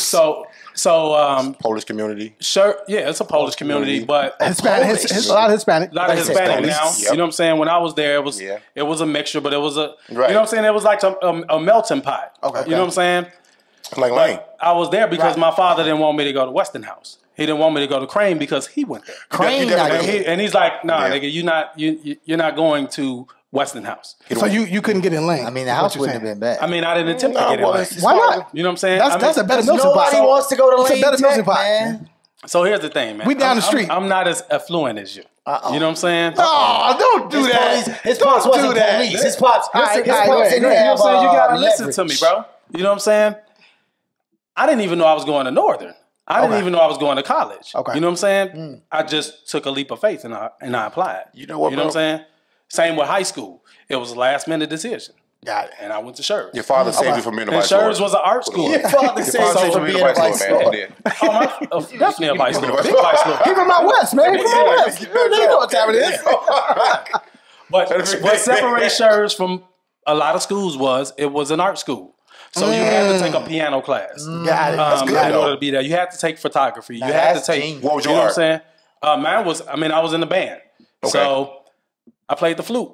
I was a flautist. No, you played the flautist. I was a flautist. That's dope. But listen, Man, you went to the girls wrong high played school the and flute. played the wrong instrument. All the girls played the flute, That's so I kinda wanted to true. be where they were. That's I smart. feel that. That's smart. I was trying to beat the drums or play the trombone. That would explain your Kappa shit. Although the girls I like get the it. drummers, I get though. They was rocking with the not drummers. at Shurs. Not at Shurs. Not at Shurs. Oh, that speaks more about that high school. Did you hoop for them? Yeah. Oh, we definitely. Hold on. What year you came out of that? Shurs in the blue, 98. the underground blue. It was like Oh. Blue West or something like that. Yeah. We Okay, want to go see y'all. They called it the underground. It was an underground blue. I'm talking about we blew y'all out, bro. Like it was a real basketball school. Right. Nobody, bro. Sweet 16, my senior year. All Yes. 1 right here, brother. Yes, Let's go. sir. Let's talk about it. Let's talk about it. Let's talk Lane about Tech it. been there since the first Native American set foot on fucking soil here, and y'all got one playoff And they still story got that that you weak didn't ass win the football state. field back Yeah, there, right? y'all trash, Like, man. grow up. Stop it, bro. The year before that, Stop. Marshall has a better football field than y'all. Yeah, stop it. Right, exactly. And they literally comb it themselves with combs. They don't even use rakes. All right, we're not gonna do this, man. We're not gonna do this. I understand we're from Chicago, and this is a real thing in Chicago. I saw Isaiah Thomas say, it doesn't matter if you made it to the league, you went overseas.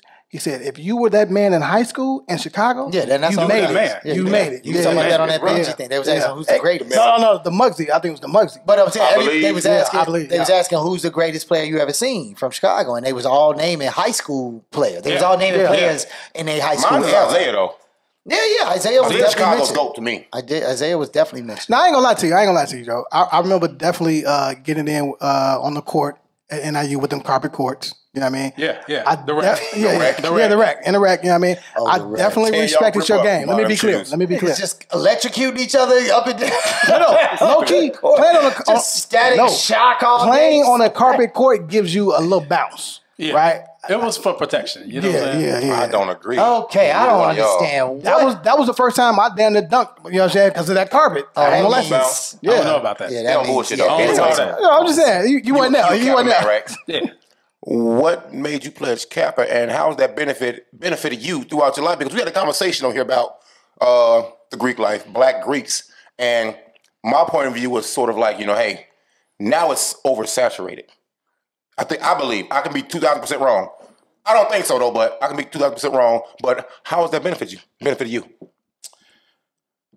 I mean, you have a lot of connections, you know what I'm saying? Like, you're able to put people on that's in the same fraternity or organization or even, not even Kappa, you know what I'm saying? So it's a lot of things like me in my position now, if I see that on your resume, whether you kind of trash or not in the interview, I might still put you on. at least give you a because, you know what I'm look. saying? Kappa may have qualities. I'm gonna at least give you a look, though. You talking about why did I join Kappa? I asked both them questions. Oh yeah, I mean, you look at it from a perspective of like, man, these dudes are they niggas. They got it together.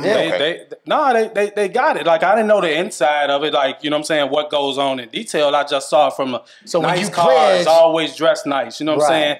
Come to party for 5 minutes, leave, and everybody else leave. You know what I'm saying? Stuff like that. That's some showing You know off what I'm shit right saying? there. So I'm like, shit. I want That's to me. do that. Yeah. I That's get like it. being a traveler. I love it, That's man. like being a traveler. You know what I'm saying? Out west or a four corner hustler. Because you know what I'm saying? Like These are facts.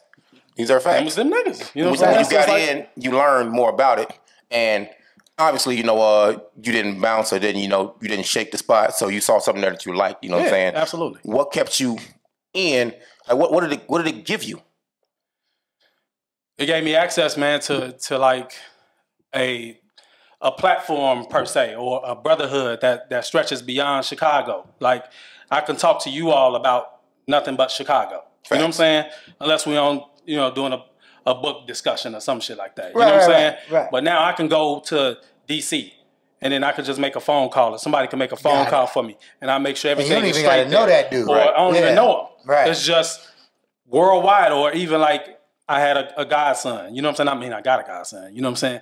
But when he was in college, you know what I'm saying, made a few phone calls for him. You know what I'm saying? Right. Like, hey, my godson coming out there. You know what I'm saying? Look out for him. Now he's a part of the organization, same as my cousin. You know what I'm saying? Yeah, just like my nephew Tom. Like that. You know what I'm saying? Like if you joining it for a job, you're joining the wrong thing. You know what I'm saying? You might as well join a business fraternity or something like that. No, You know what I mean? we had the conversation, the original conversations that we understood that like in the original onset in the early 1900s, which is when most of the founders' days are, right? It was like this idea that like, yo, they couldn't get into other fraternities that were business focused, that were opportunities aligned. And so black folks created their own, and that's where the Divine Nine came from, right? It's like, yo, we got to create our own fraternity of people that are at this college so that we can support each other. Now, I think within that, what's really interesting is that when we talk about how that plays, there was this immediate reach back quality, right? So it wasn't about joining to get access to the network without knowing that you had to put in the work for the network. Like you had to generate the support and build the network before you could take out of it, right? So it's almost like a hood savings account in a way. So when you say like, I see applications and I see things, it certainly piques your interest. Like, okay, I know what you probably went through. I got an idea for where your value system is, right?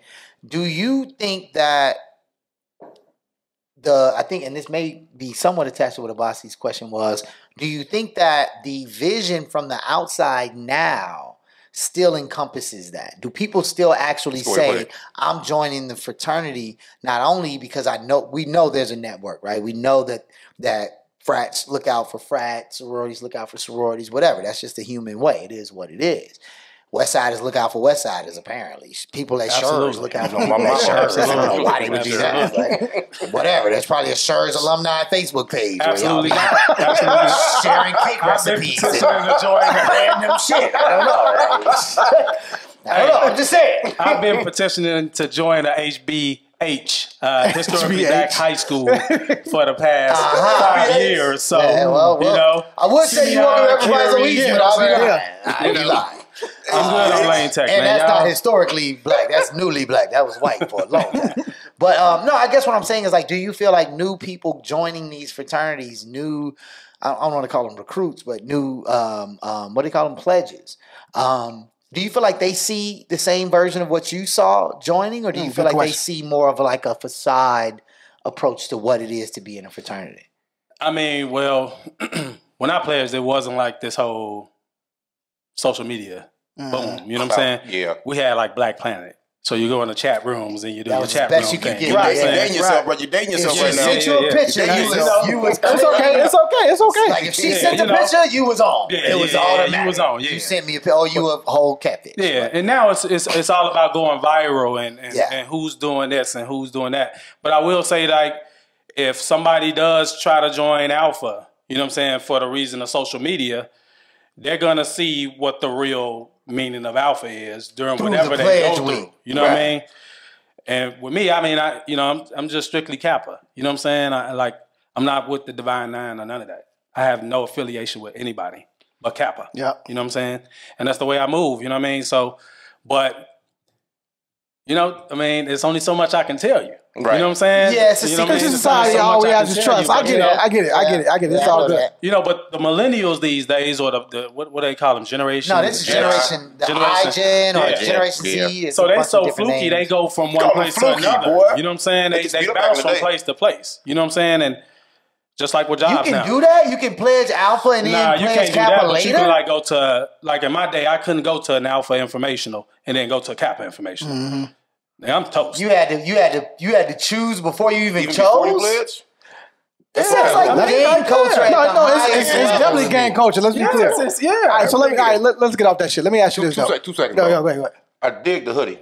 Yeah, you in the holiday spirit? You in the holiday spirit? I'm just the flyest principal in Chicago. Oh, and I'm glad you said that. Because I want to talk to you about being a black principal. Yeah. Right. What are the struggles with that? Start with being black. Start with being black, right? Facts. But what does that come with, right? Did you even know that you wanted to be a principal, right? Nah. Do principals start as teachers? Like, I want to talk about that. How do you even become a principal? Yeah, I mean, I think, those opportunities that present itself, like, I worked under a great leader in CPS who's now doing some phenomenal things. I'm not going to name drop or nothing like that. For sure. But they do. Yeah, but he provided me with some. He up there. So, shout out to Karen Lewis. That's my baby. I love you. Rest in peace. Yeah, for sure. Yeah. So he provided me with access to like leading adults. Okay. You know what I'm saying? So for me, being in the classroom as a special ed teacher, Kudos, bro. In one of the worst schools in Chicago, if not the worst school in Chicago. Shurs? Right. Nah, come on, fam. Stop dissing Hey, he hit his chin this time. I think he did serious. I think the Shurs jokes are over with. Nah, but, you know, and then just somebody seeing that talent, you know what I mean, and then putting me on in front of people that teach, you know, trigonometry and biology and saying, hey, you're going to lead this group of people. And then after that, you know, I had a meeting with him, and it was like the end of the year meeting. He was like, hey, bruh, in 1 year, you won't be teaching anymore. And I was like, nah, I'm going to be teaching forever. And after that year, I want to teach. How long had you been in education prior to that? CPS, I was 4 years in when I got the nudge. And then I came from Maywood. And I spent 4 years. Where? District 89. Oh, yeah. What school? Come on, Tigers, Urban, man. Urban Elementary? Urban Tigers, With man. Vanita Phelps and,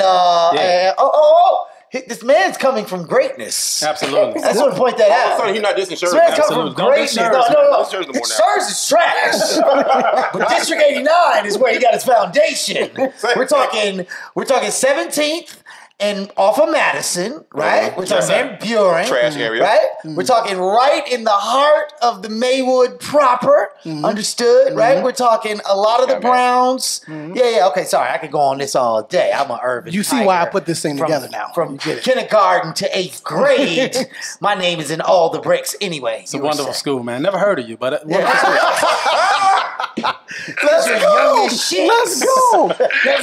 Let's go. OG veteran. Miss Fisher, Miss Packer, Miss Hunt, all of them know me. Frazier? No.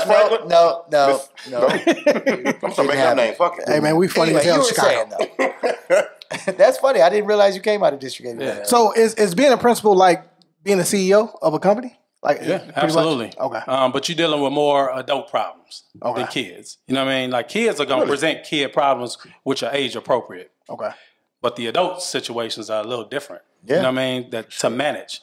And then being backed by a union is a whole nother element. Right, because you got a whole political space that you got to deal with. Oh my God. My dad was an assistant principal and a principal, and he was sent to turn around schools on the west side. Yeah. Frazier, I can't say Spencer. What's the fucking school by Sacramento and fucking kids? Anyway, it don't matter. But he always said, man, the kids, I'm not really worried about them. These goddamn adults, though, they're going to drive me crazy. He said, I'm glad I'm already bald. Yeah. You know what I'm saying? I lose my fucking hair. You know what I'm saying? But to compound on what he's saying, that presents a different issue in itself. You know what I'm saying? Do you have to implement like different off the walls, like spontaneous meetings or conversations with your staff to them to get shit together, get shit right? No, conversations happen immediately. Right. You know what I'm saying? And that's the approach I take. And it's not with a lot of force. It's with finesse. But if there's something done that's inappropriate, like say prime example, teacher left their classroom to put up bulletin boards. Because bulletin boards will do. But the kids were in the classroom by themselves. Right. Okay. That's an instant conversation. Right. If not a write-up. Oh, you be on it, huh? You know what I'm saying? You be watching. Yeah, Batman. I mean, you have to, because kids are going to do what kids do. Some come up missing, you're going to blame the kids, but in a sense, the kids weren't supervised. Now, do you feel like you get pushback as a principal being you? Like the traditional sense of a principal, when you think about it, it's the old tie, lady, the old guy, whatever. Joe Clark. Joe Clark, right? You couldn't describe Joe Clark, though, bro. But what I'm saying is, you rocking how you rock, do you get pushback from... For being fly. Well, he ain't wearing that hoodie and jogging suit in the job. I mean, I wear this at work. Yeah, he do. You know what I mean? That's what I'm trying to tell you, fam. You got to listen. Yes. But Did your staff have a dress code? I don't run my school like a McDonald's. Interesting. This is why I'm going there, right? That's dope. That's dope, right? Because I feel like it's a new generation, it's a new time, and I feel like you are pushing that envelope, right? And I see the pictures you post. Man, look, I'm the flash principal ever, and he will say this: take pictures in the school, flash fuck. You know what I'm saying? I see you rocking the Joe joints. You know what I'm saying? I was like, man, is this an off day? Is he just there when no one's there? But this is what you do. Change of tradition. So, again, I'm trying to figure out, is there pushback from the old school to what you're doing now? Nah, no. I mean, it's not. I haven't had any pushback since I was a teacher because I came in and let the leaders know this is how I am. So I wear gym shoes every day. If that's a part of your thing at the school, then I won't work there. I won't work there. I don't go anywhere without gym shoes. Exactly. You know what I'm saying? To a gala, to anything. You know what I mean? Like Robert Kraft said, you know what I'm saying? If I can't wear my sneakers, I don't have to show up. I donate, but I don't show up. Exactly. You know what I mean? So real shit. This is nothing. I got tattoos and and all that stuff. You know how many people have been turned away from jobs because of gym shoes and earrings and all this other stuff. You know what I mean? So yeah, they turned the kid away from like urban prep when he didn't have his tie. Yeah. And then he died. You know what I'm saying? He got killed when they didn't let him in the building. Exactly. That's fucked up. You know? So you are aware of the Westinghouse incident? Yeah, I saw the video. What's your view or your take on that? It's your school. It's your school. Yeah. I'm sorry. If this is your school, what's your take on that? So I had an opportunity at Westinghouse, low key. You know what I mean? Presented to me, but I didn't take it. You know what I mean? But you really don't like Westinghouse. It's the second time you said I like the new Westinghouse, man. It's just too far west for me now. You know what I mean? I'm sorry. I want to be home by my family. You know what I mean? So, but yeah, I mean, my take on it is, chaos breeds chaos. You know what I'm saying? And if you don't approach it with any tact, any finesse, any swag, you know what I mean? Then you're going to get that. You're going to get the pistol falling on the floor and him passing it to somebody that probably shouldn't have to carry a pistol. Probably somebody who's not licensed to carry a pistol. And if you're just regular security, you're not supposed to have your pistol. Right. You know what I mean? So that's just, you know what I'm saying? But if people are allowing that and not speaking up on that just because you're a police, then that's a problem. You know, like with me, I do everything. You know, today somebody had an accident. You know, boo-boo. You know, we cleaned it up. Right. We didn't have custodians. You know what I mean? Somebody threw up. We cleaned it up. So now everybody sees me doing this. They understand and they emulate that. I like that. They follow that without me saying anything. No, that's real. So the Westinghouse thing is just crazy. You know? But you saw it was chaotic. You know, the kid telling the person, "This is my First Amendment right. I can record." Nah, you can't record. No. This is our house. Yeah. You don't let anybody else in our house. Exactly. Same shit my mom and dad used to say. So yeah, that's interesting, man. I had a session with my students recently about that. Exactly about what rights you have and what rights you think you have. Like, what's the difference? You don't have any rights when you step in the school. You don't. You signed them all away. Yeah. All right. I took a picture of a kid laying asleep on his desk, sent it to his pops. Pops went crazy. He was like, "Oh, I'm not." He went to the social worker. "I'm uncomfortable with him taking pictures of me." I was like, "Yeah, Pops was cool with it." Pops said, "Take a picture every time." Right. So I don't know what to tell you, right? So I love your point about this idea that like it is important. I think for far too long, I've been in education 10 years. I think for far too long, we have allowed the best practices that get passed down from who knows where, right, to filter into our classrooms. And I think that a lot of school leaders tend to feel restrained by those best practices. If that was passed down to you by the CEO or the board president or somebody within the joint, if I don't use those, then I'm not being a good leader. But and they all love to quote Paulo Freire, right? They all love to use Freire as like their favorite. That's a rapper. Like that. But he could have been shit. Okay. But his whole philosophy of education was he showed up every day and figured out what he was going to teach from them that day. What happened yesterday? They told him what happened. He was teaching farm workers at the time. What happened yesterday? What went down? Okay, cool. Here's today's lesson. And with a lot of what we see in this other formulaic approach to education is formulaic. You know, from 5 fucking years ago, we're going to say, this is what you should be doing because these are best practices. But you haven't even accounted for who's in the building, who these students are, right? That same shorty that went reaching for that gun could have easily had a conversation with another teacher like, "Yo, fam, you look like you tweaking. You good?" Way before that happened. But if you're trying to execute this formula approach, which, you know, chaos breeds chaos, right? Like, you're not meeting these kids where they really, really are. And once they see that you will try or that you care to, a lot of that gets panned down. So all that leads to this question. Damn. Your worst day as a school leader, what does that look like? I don't have many bad days, bro. Because I don't let it get to me. You know, I mean, and I guess it's because I'm a product of where I'm from. You know what I mean? I'm from the West Side. You know what I mean? I'm from, you know, I got relatives that's locked up for murder. You know what I'm saying? While we hooping. You know what I'm saying? They rob a store. You know what I'm saying? So all of that is within me. And then me working at schools with like high trauma or, you know what I'm saying, low enrollment assures, right? Yeah, for sure. For sure. 1,800 ain't low, man. There's some schools with 200 kids. You know what I'm saying? The old manly. Provides I look at the bright, me being a black administrator or a black educator in general, we live day by day. We live day by day. We get through every day. We don't have subs. We don't have the resources like up north.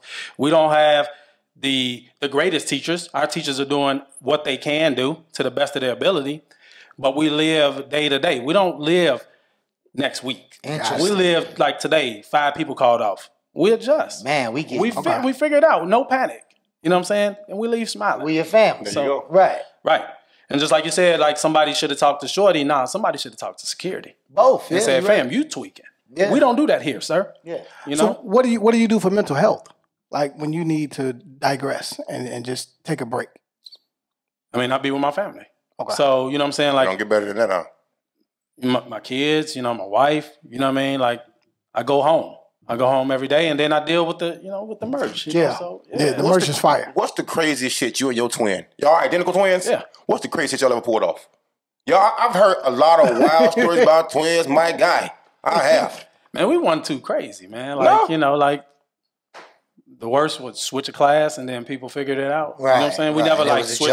We never that's like mild, trick you got something better than that, man. And stuff like that. Yeah, that's corny. That's corny, though. Like, that's corny. I think that's what people think twins do. Right. And that's corny.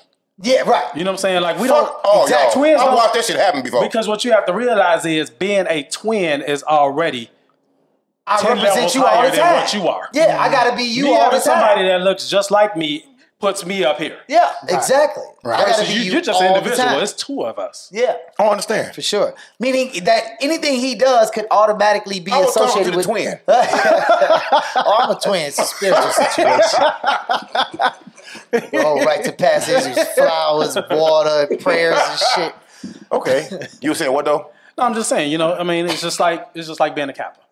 I'm 10 times better than anyone. Oh, shots. And me being, you know what I'm saying, a twin, that's just it's just a different element. Like the girls, they come and approach you like, you that twin. Look Or girl, I know it's twin. Or because my brother used to go to SIU. Mm-hmm. So then I may see some people from SIU and they be like, nah, that's his twin. Right, you know what I'm saying? Difference, right? So I mean, you know. Yeah. It's like sirs, you know. Anytime man starts speaking in sound effects, yeah, you know what it is. All right, let's talk fashion. What's give me your top 5 kicks. Top 5 kicks right now? Yeah, right now. The protection pack, New Balance. New Balance is killing the game right now. Man, Joe. They are. You know, New Balance is in like my top 5 right now. You know what I'm saying? Who just got that deal? Was it Fresh Goods, Joe Fresh Goods? Fresh Goods. Yeah. You know what I'm saying? And, you know, shout out to my little cousin, Mike Carson, who believed in his dream. He's like 6'7". And we always pushed him to do basketball. I remember hearing Mike Carson's name. Yeah, you probably know him, but he shot the Joe Fresh Good video. He does all of this stuff from Big Sean. Yeah, Virgil, you know what I'm saying? Joints. We need y'all on the show. Yeah. We get him on there. Yeah. Come on, Mike.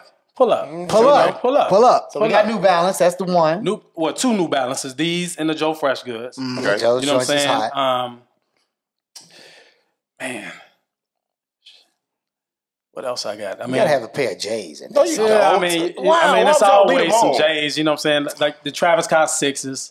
Everybody likes those. Yeah. Never seen them. No, you seen them. I've never seen them, bro. You seen them. I don't know what they look like. I don't. He probably like got a pair olive at the green. crib, You know what I'm saying? Olive green. You know what I mean? I like the Yeezy boots, man. The Yeezy boots, the yellow ones, the knit. The knit runner boots. Those kind of fire to me. You know what I'm saying? Oh no. Those fire to me. You know what I mean?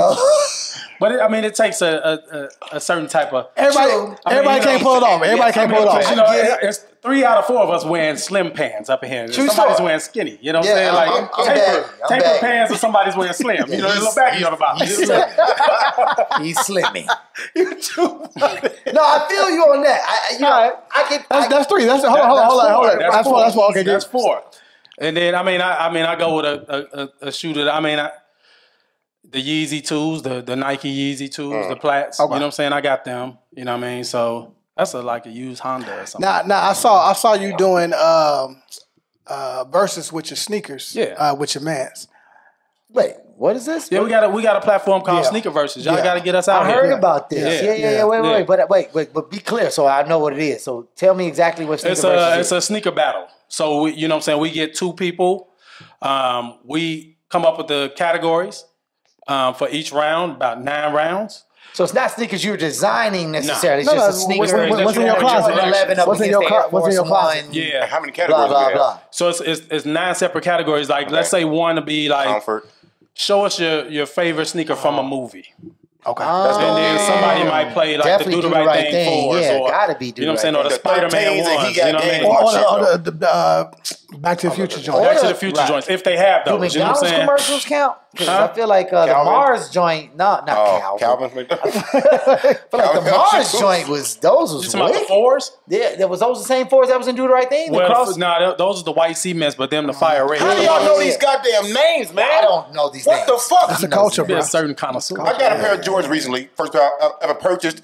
And my nephew said, "Oh, those are taxis." I'm like, "What? Yeah. We got tuxedos." You look like that was your first pair of joints. I was about to go there anyway. It's okay. You went the lane? Yeah. Yep. Sorry. Yep. Oh, don't bring Jordans and lame.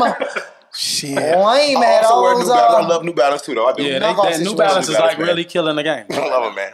All right. I think I want to know, where do you see RSL in the next 5 years? Man, hopefully. And when did you establish it, though, by the way? When did you establish it? It's been established all the way since college. Okay. So it didn't really like start to bubble up after I took it on like by myself. Right. You know what I mean? So. And RSL is Road Scholar Life. Let me be clear. Oh, I love that. Yeah. It's still about education. Yep. I can wear this brand. Yeah. Nice. Absolutely. You can wear it to school, man. Right. Yeah. No, we got a dress code like above. Yeah. You got dress code? Stupid, though. Yeah, you know, like I have kids, you know what I'm saying? Like if you get your incentives, you know what I'm saying? I'll bring you a sweater. Hey, I do that too, though. Love. I do let them We'll design take a their picture own, of and it, I'll get you know them. what I mean? I'll get them to plug in and like, if you really get your 3.5 together, I'll let you design a hoodie, and I'll petition to let kids wear the hoodie that you design, but you gotta have a 3.5. Absolutely. You mentioned special education earlier. 3.5 You taught GPA. special ed for a while. Yeah, I taught it. Yeah. Okay, I want to give you. You know what? No questions coming from this. I want to give you a big shout out for doing it. It takes a special person, a concerned person, you know what I'm saying? Because my son has special needs. Yeah. His mom took upon herself to work in that field. She could do anything. She's very smart. I'm not saying because she's my son's mom, you know what I'm saying? She's pretty wonderful in that as well. Yeah. But she could do anything she wanted to do. She chose to do in that, man. And you can see the way that this group of children and people are overlooked in society, bro. I love the individuals that take the time and care about these kids. It's a tough job, man. It's a tough job. Very you tough. might have like 8 kids in your class, but that equals about 30. Man, but it's real when you got 30 and you ain't got the co-teacher and 8 of them need that kind of help. Yeah. You know what I'm saying? Absolutely. Yeah. Absolutely. All real My stuff, son is man. like 4 people on his own, though. He's spoiled on top of that, so it's like... He's also I feel bad for 6'5", teachers. 298 pounds, and 13 for no reason at all. Man. Who you listening to right now, musically? Because, see, a lot of people don't know that you used to rap. Word? That's in my past, man. I'm just saying, I'm like... off that. You know what I'm saying? I'm just saying, but you know, but I'm just... never leaves you, I'm sir. trying to give the What people... was the name of the rap group? We were Truth Enterprise at that time. And we were the Young Guns. The Young Guns. Right. Okay. Right. And we low-key almost had a deal. Was it, know what's his what I'm name? I heard about that. Kevin Shine? Was Kevin Yeah, Shine I heard one about of the that. people pushing y'all? No, Easy LP. There used to be a Bad Boy producer. Or probably still is a Bad Boy producer. I remember Q brought me y'all joint. I'm like, oh shit, them boys going in, right? And then we started linking up and you know, what I mean, kicking it, whatever. But I don't think a lot of people even know that. So my question is really about who you listening to. Who got the bars? Who got the bars? Who got the bars right now? He wants to know if you are a Griselda. Shut up! I didn't say that. I just said who got That's the what bars. he wants to know. Who got the bars? I'm definitely rocking with Benny. You know what I'm saying? Benny right now, Benny's tough. Pretty much, if he's featured on the track, you're going to have to step your game up if he's featured on the track. He's like new Jadakiss in a lot of ways. I mean, Meek is somebody that I would listen to. Dirk. You know what I'm saying? Somebody I'll listen to. Kendrick. Man, if it's on social media and if it's viral, I'm giving it a shot. Right. You know what I mean? And it's something that I can listen to for like a week. Nothing West Coast. Okay. I said Kendrick. No. Oh, you did say Kendrick. Yeah. I said Kendrick. You tried. I was trying. It's okay. I'm not a huge West Coast guy. I didn't even like Pac. Oh, you know what I'm saying? So, that just hurt his heart. We just gotta keep it real. You know? I didn't ain't gonna even disrespect the dead, though, right? I ain't gonna disrespect the dead. So I asked him earlier, Juicy or One More Chance to remix? One More Chance to remix. Yeah. See how quick he answered that? Yeah, that was easy. I had to remember the lyrics, man. That was like 35 years ago. One More Chance to remix is damn near undefeated. It's a heater. Yeah. It's a heater. Pac still got kids in the game right now to this day. Kids? Yes. Yeah, but he was man, we out there. Come on. I don't want to disrespect the dead on y'all platform, man. Again, why do we honor the dead and we don't honor the living? But you don't. I don't honor that. Still a terrible question. It's not terrible. But that new Kanye is hot too, though. So yeah, Donda. No, sir. No, sir. I'm gonna ask the last question because I think it's time to go. But I feel like I would be remiss if I didn't say this. Did you have any influence from Virgil Abloh? Or was that just kind of like it's just natural part of Chicago? People just assume that all the Chicago fashion guys know each other. No, I don't know them. Don't know. That's I don't know. Did you follow much of his work at all? Nah. I mean, I went to some of his, like at the MCA, you know what I'm saying? Checked out his exhibit there. Right. But, do you feel like that's a thing in Chicago that like other cities? I feel like the New York cats, the Philly cats, the LA cats, I feel like they get on and link up. I feel like Chicago cats, no matter what industry it is, the link up is not a part of what we do. Even on fucking podcasts. you gotta be big in order for Chicagoans to like rock with you. I feel like that's when they stop rocking with you. The bigger you get, that's when they be like, you ain't real no more. So like you ask 5 years from now. I shouldn't be talking 5 years from now. If Chicago support me, it should be 5 months from now. Right now. Where should I be? You know what I'm saying? Like you said, they click up in New York. You know what I mean? Like all of the influencers connect on a certain level. But if you're an influencer, you're going to keep your influence to yourself. You're not going to repost anything of mine on your page because it's your page. You're not going to bring any attention to mine. We've had lots of guests not repost. It's fine. I'm just saying, All-man shows too. Yeah. That's interesting. So you think that's a uniquely Chicago thing? I think it's innate. It's I think it's a hate. Exactly. What does it do to? And I mean, just like y'all said, the city is so divided that everybody is in their own section. You know what I'm saying? And people guard that with their lives. You know what I mean? And they guard whatever's popping. Like I can wear. It's specific people that's going to continuously buy anything that I drop. They're just going to buy it. You know what I'm saying? But certain areas in Chicago, I haven't touched yet. You know what I'm saying? And I'm trying to touch. Interesting. You know what I mean? But shit, I got Benny the Butcher.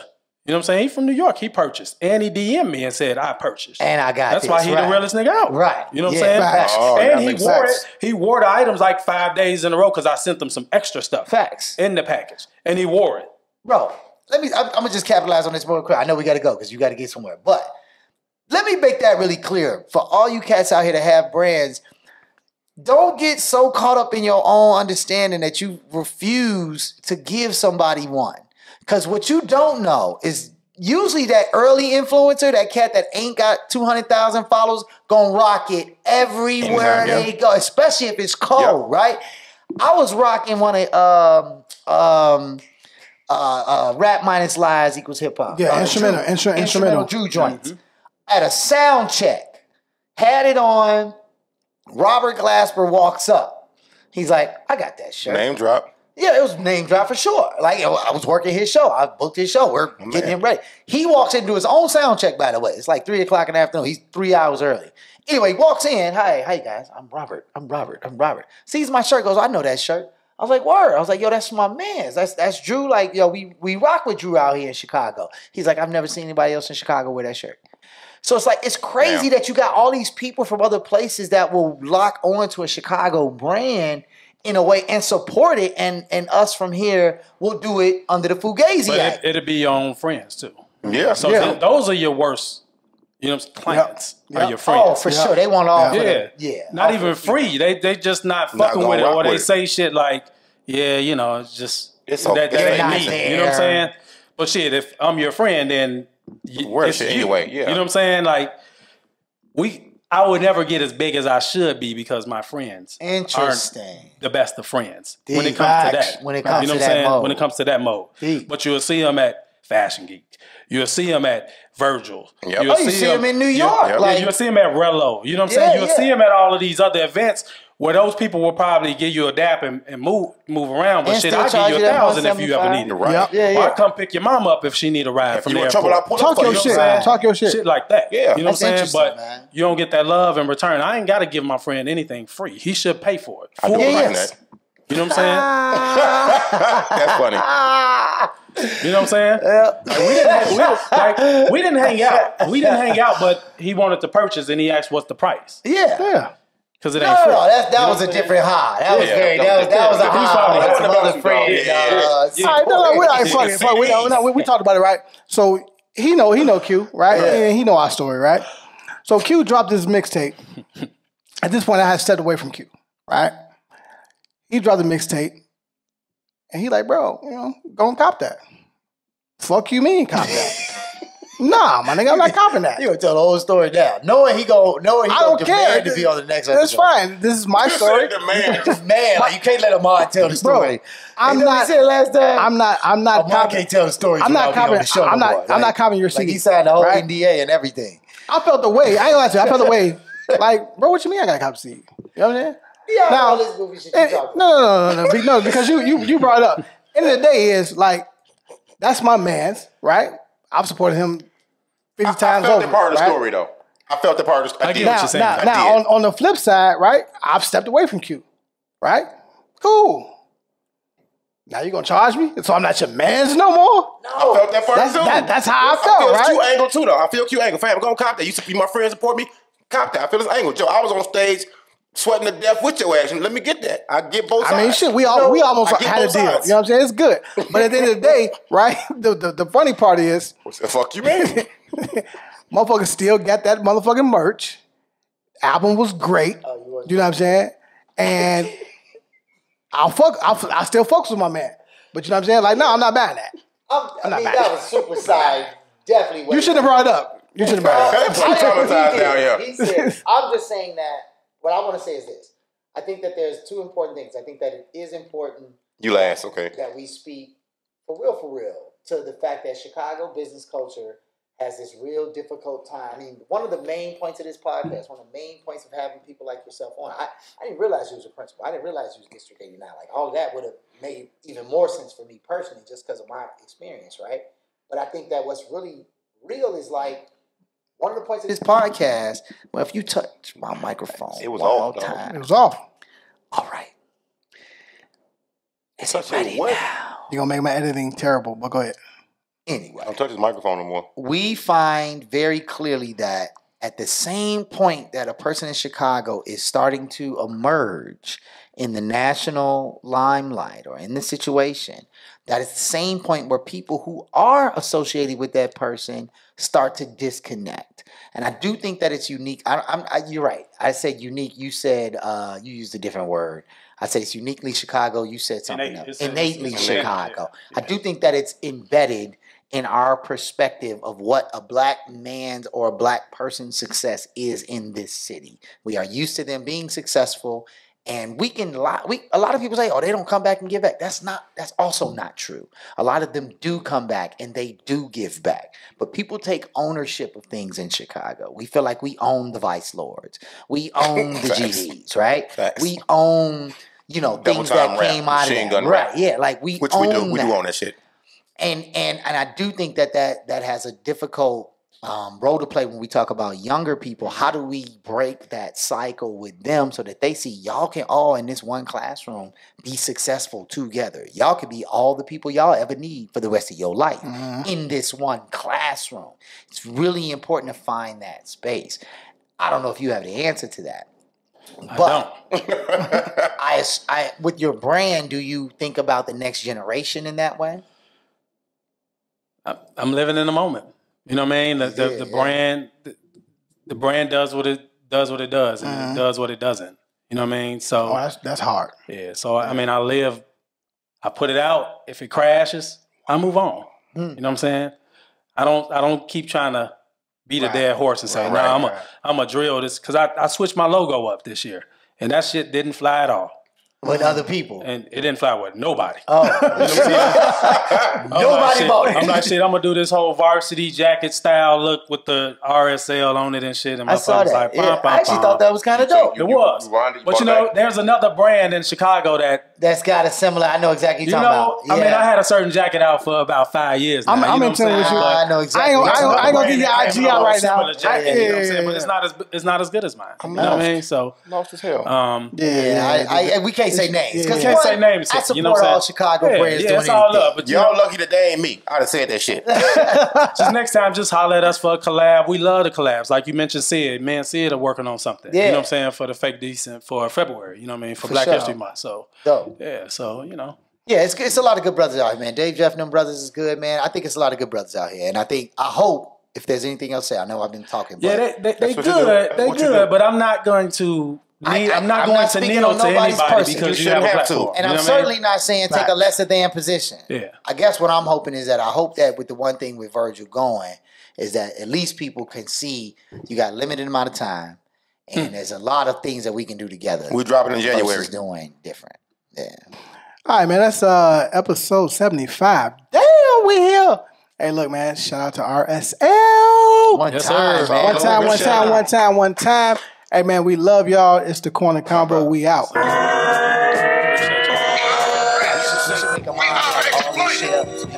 downtrodden. We are denied not only civil rights, but we on the corner. We must, society must, as come together against the communists.